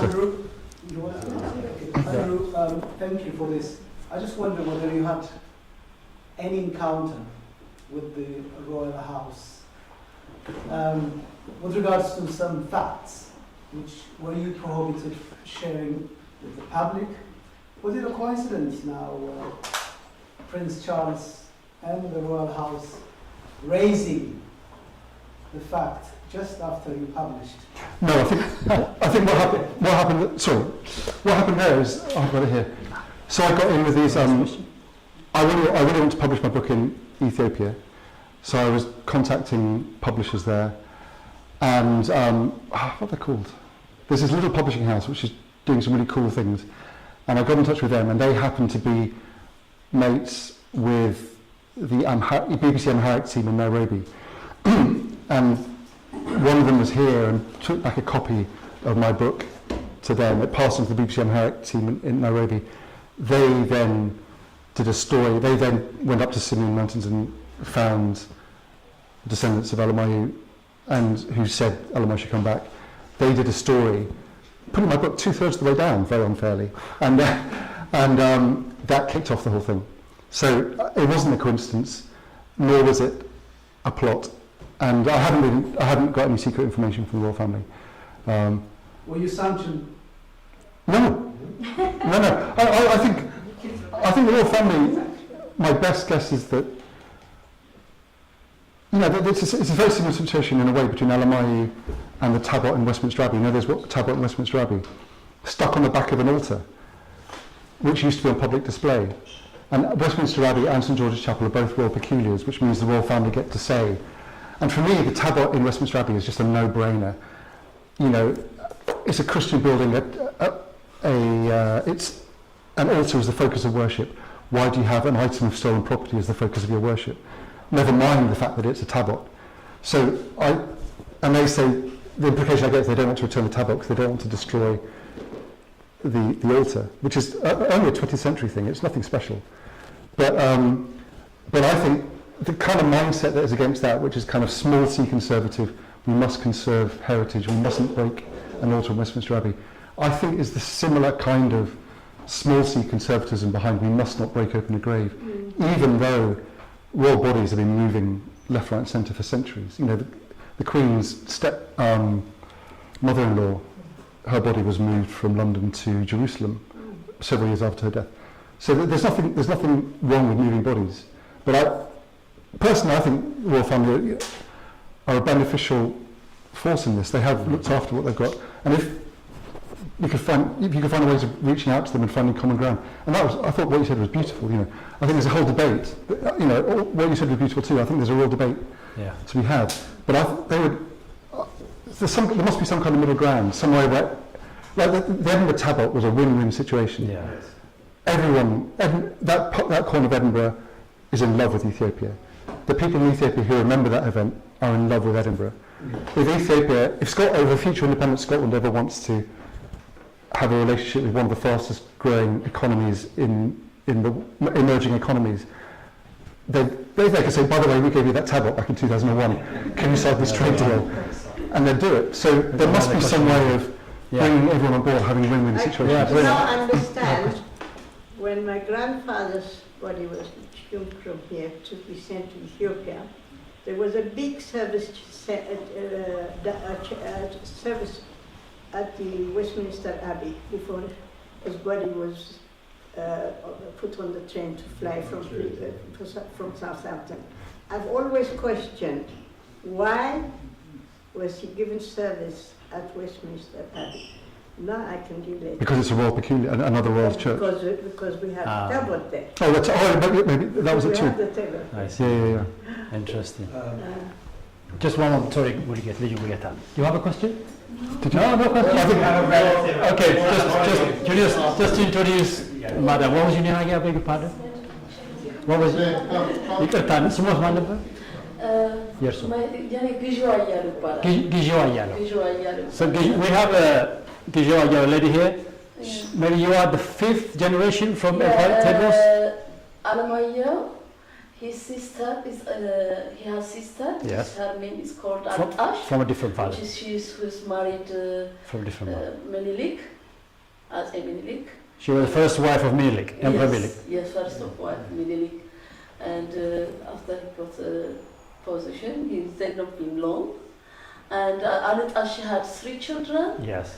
And which is Makonnen, Wayan, and Dajjazmash Balai.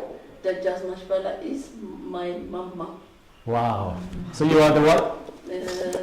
How many? Tewodros. Cousin, yes. Some kind of fifth child of Tewodros. The 5th grandchild of Tewodros. Wow, and that is her 2 children. It's a historical moment here.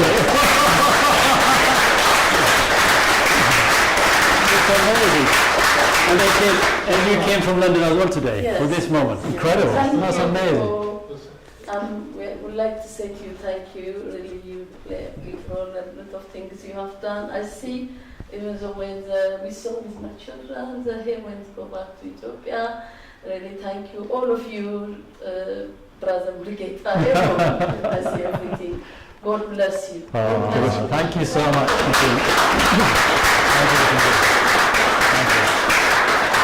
We're going to wrap up very soon.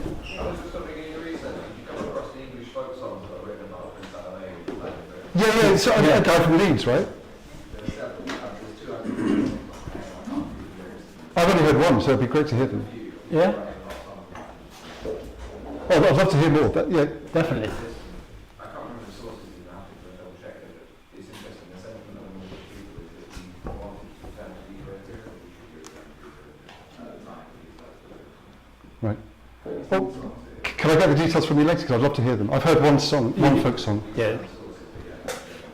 Sorry? Right. Chris is a member of the Yeah. So he's around here, so we can get stuff. He cooked the amazing food. Yeah, he's the one who's cooked us. Yeah, thank you very much. No, that's great. We have an amazing person at the back, Gashizra. Surely you've got something to ask. Gashizra, you have anything to ask?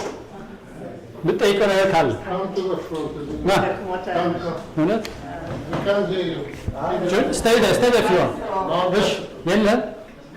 Yella? Come on. Andrew, I just wanted to share with you about the problem that the Ethiopian Orthodox Church has encountered following the return of the tablet from Edinburgh. Oh dear. Okay. 6 hours it took the tablet from the airport to the cathedral, Trinity Cathedral. Yeah.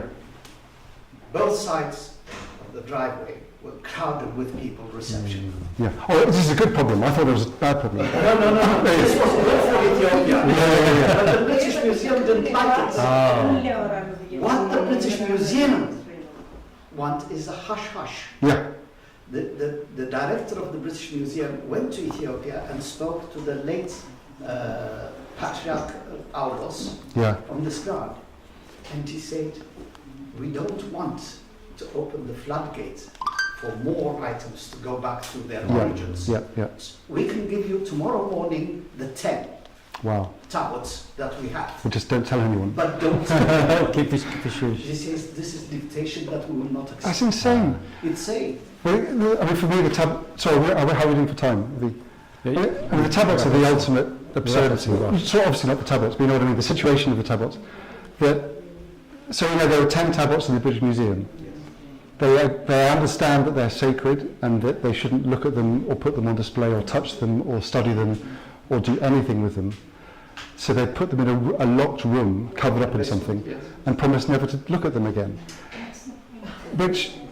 So basically, there's this kind of little vacuum, this little limbo in the a little bit of the British Museum that no one can go to. You can't display it. Yeah, there's no. Doesn't make any sense. No, it doesn't make sense. And then the one in the back of the altar, Westminster Abbey, we said we won't hide it, but we'll cover it up, so it's hidden inside this altar. Sorry. Okay, Israel, I want to ask something now. Gosh, I have someone you minimum. The 6th generation should, yes. Did you ask the worker now? I was introducing that. There will be the 6th generation, yes. No, go to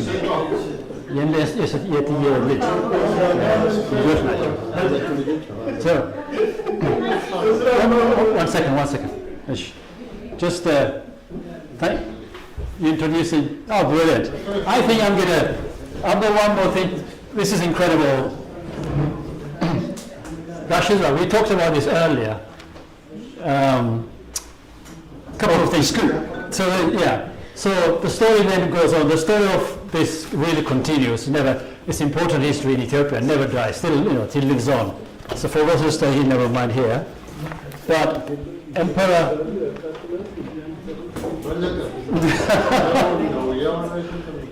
But Emperor Johannes, this is it during Emperor Johannes. This is the emperor comes after Tewodros.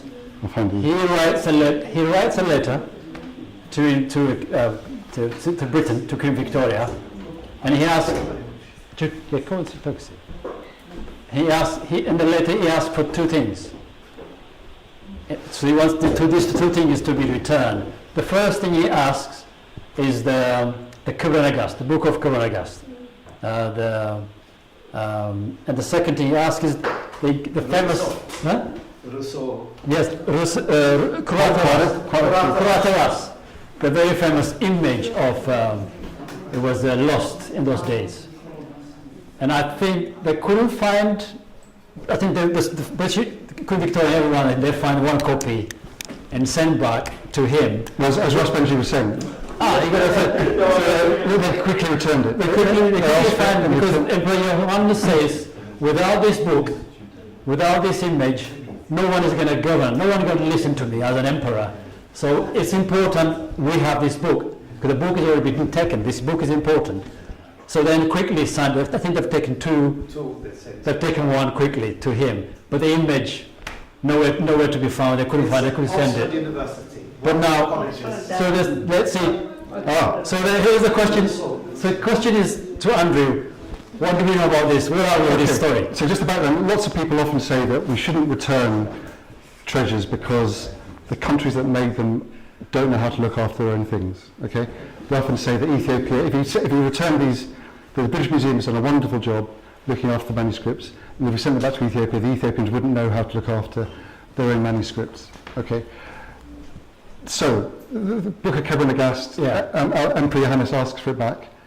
It goes, as far as I can tell, it went back to Ethiopia, and we all know that quite a lot happened in Ethiopian history after that. Lots of turmoil in various ways. Just a few weeks ago, my friend Alula Pankhurst and some other people went to, what's the name of the church? Ragwell Church in Toto, just above Addis Ababa. This is new, fresh news. And can you see this? You can't quite see it, but the book has been displayed. So basically, if you analyze the image. So the Kebra-Nagast is still there in perfect condition in Ragwell Church, and you can tell it's the actual one because the British Museum, when I didn't do it. I was born in 1970. But when the British troops got the manuscripts, they, first of all, they scrawled in pencil Gospel of Matthew or something. Yeah. Then it was taken by the Indian office. They stamped property of the Indian office. Then it was presented to the British Museum. The British Museum got a big red stamp onto this vellum stamped British Museum on every 20th page. And then the British Museum turned into the British Library. But no, that's history. So the Kebra-Nagast is covered in British Museum stamps, as is this one. And then I love the fact that the Ethiopian Orthodox Church, when they received it, doubled up the stamps. So if you look at the page, there's for every British Museum stamp, there's 2 blue stamps. But anyway. But the church has one as well. But this is it. This is the one. Not Rugby. I mean the patriarch. The head office. The head has one as well. Without that, they could not sit in the Holy Synod. But this was the copy that Emperor Johannes asked for back, and then against character, Britain said, "Yep, sure," gave it back within a matter of months, and it's in perfect condition. In fact, it looks like it's been rebound. But it looks, this is important. This is really fascinating. This is the. You don't really need it, but it's an answer to say. Manuscript seems to do quite well. Right. And how about the image? The image, I know exactly where it is, but it's called Kurateras. It is in Portugal. So beautiful, this image. Is it in Portugal or was it? The finding you here now. 2-3 years ago, it was in one of the colleges in Oxford. No, well, it is. I've really missed a big thing, but as far as I can. They probably it may have been on loan. It was stolen by the British Museum's expert on the expedition. So he stole everything, but he stole this particularly for himself. Kept it above his bed in his bedroom. As he was getting older, he was so desperate to show off this treasure, so he got a journalist to write it up in an art magazine. When he died, it was auctioned off to someone. And there's this esoteric argument about whether it's a Flemish or a Portuguese painting. It's from the Renaissance. Beautiful painting. That's stunning. And this Portuguese art expert, who was convinced it was of the Portuguese tradition, bought it, took it to. He was a New York professor. When he died, his widow took it back to Portugal, and it's in a bank vault just outside Lisbon, still wrapped in the newspapers from 1965 when it was last auctioned. So it has a meaning. This picture has. Gosh, do you know the meaning of this image? Maybe you know? Yeah. The meaning of this. Can you explain the actual meaning of the picture? Christ our Savior. Yes. With the crown of thorns. But there's a meaning. Gosh, Gashilva. Still Nigeren. Nigeren. So Ibra is elderly member of our community. He studied theology in Egypt in those days. So he will know a lot about this image. So he's going to try to explain what it means. So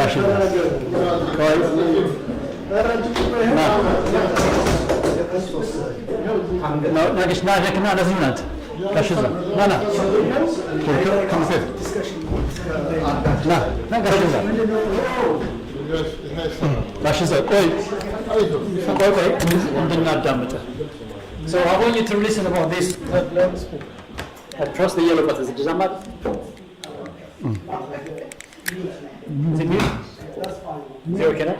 So, Ezra quickly is going to explain the meaning of that image. What Curator Curatorus. Curator is a crown of thorns. Crown of thorns. Yes. And that's a very important symbol. And in Ethiopian biblical explanation, it's not only thorns, plants, but actually it's made of iron, metal. It's not on 10, 20, it's about 600 thorns.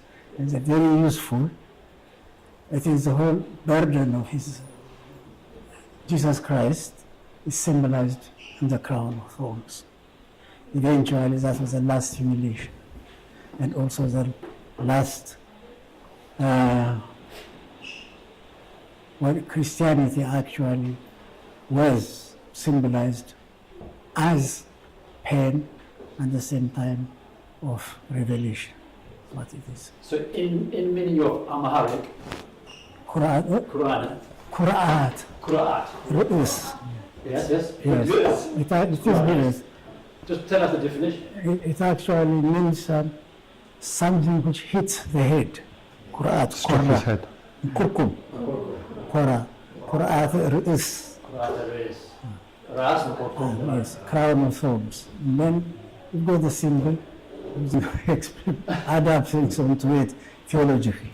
That's what it is. Thank you very much. We were led to believe that Emperor Tewodros was at loggerheads with Ethiopian priests. Yeah. Primarily because he cut the festivals and told them to abide by that. And yet, we see his personal worship and glorification of God Almighty. So much so that one of the orders of Ethiopia is the order of Trinity, Haileselassie order. Emperor Haileselassie had created the order of Menelik, the order of Solomon, the order of Saba.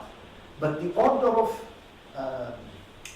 Trinity, Selassie, is that of Tewodros, which is fantastic, which the emperor wanted to give to Sir John Russell, who was Ethiopian, British ambassador to Addis during the Queen's visit in 1965. Oh, right. But the Foreign Office stopped it. Yes. Why?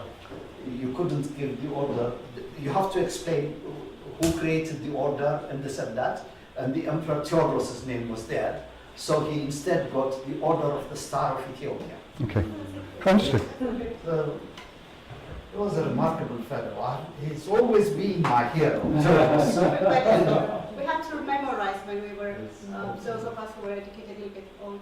Who hasn't We had to memorize. I mean, my generation, we have to memorize papers when I was studying Amharic anyway. Arya was the book.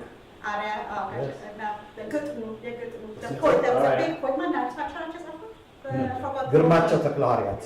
It's a whole book in poem, and it was the most fantastic sort of poetry. Oh, okay. And we had to memorize it, I remember. Memorize the whole thing. Something you're grateful for later.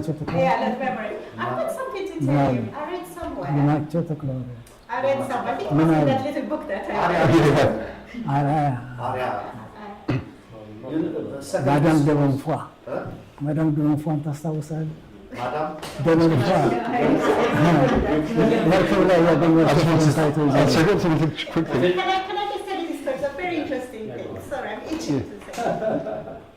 He was out. You were finishing when I started. No. So, I read this in this book again, this adjustment of somebody who wrote it. And apparently, when Prince Alemayehu was buried in Windsor, and after that there were skirmishes for territory. So the British came, as you know, they were always trying anyway to get to Ethiopia. So they came via Somalia when they conquered Somalia, when they put Somalia. And at that time Somalia wasn't there, it was all Ethiopian land. But there were tribes, and the tribes always, account the king, whoever is sovereign. People are independent in their own reign, but they acknowledge whoever is the reign at that time. I don't know who it was. I'm sorry, my history. But what happened was they came down from Somalia, going up through, wanting to come up to Harar because that's easier terrain than the north. And then the Somalian chiefs came to the king, and I forgot the king. I don't know if it's I don't know, but they came, or whether it's Melik, I don't know. But they came and they said, "Look, these British are disturbing us. They're taking our land."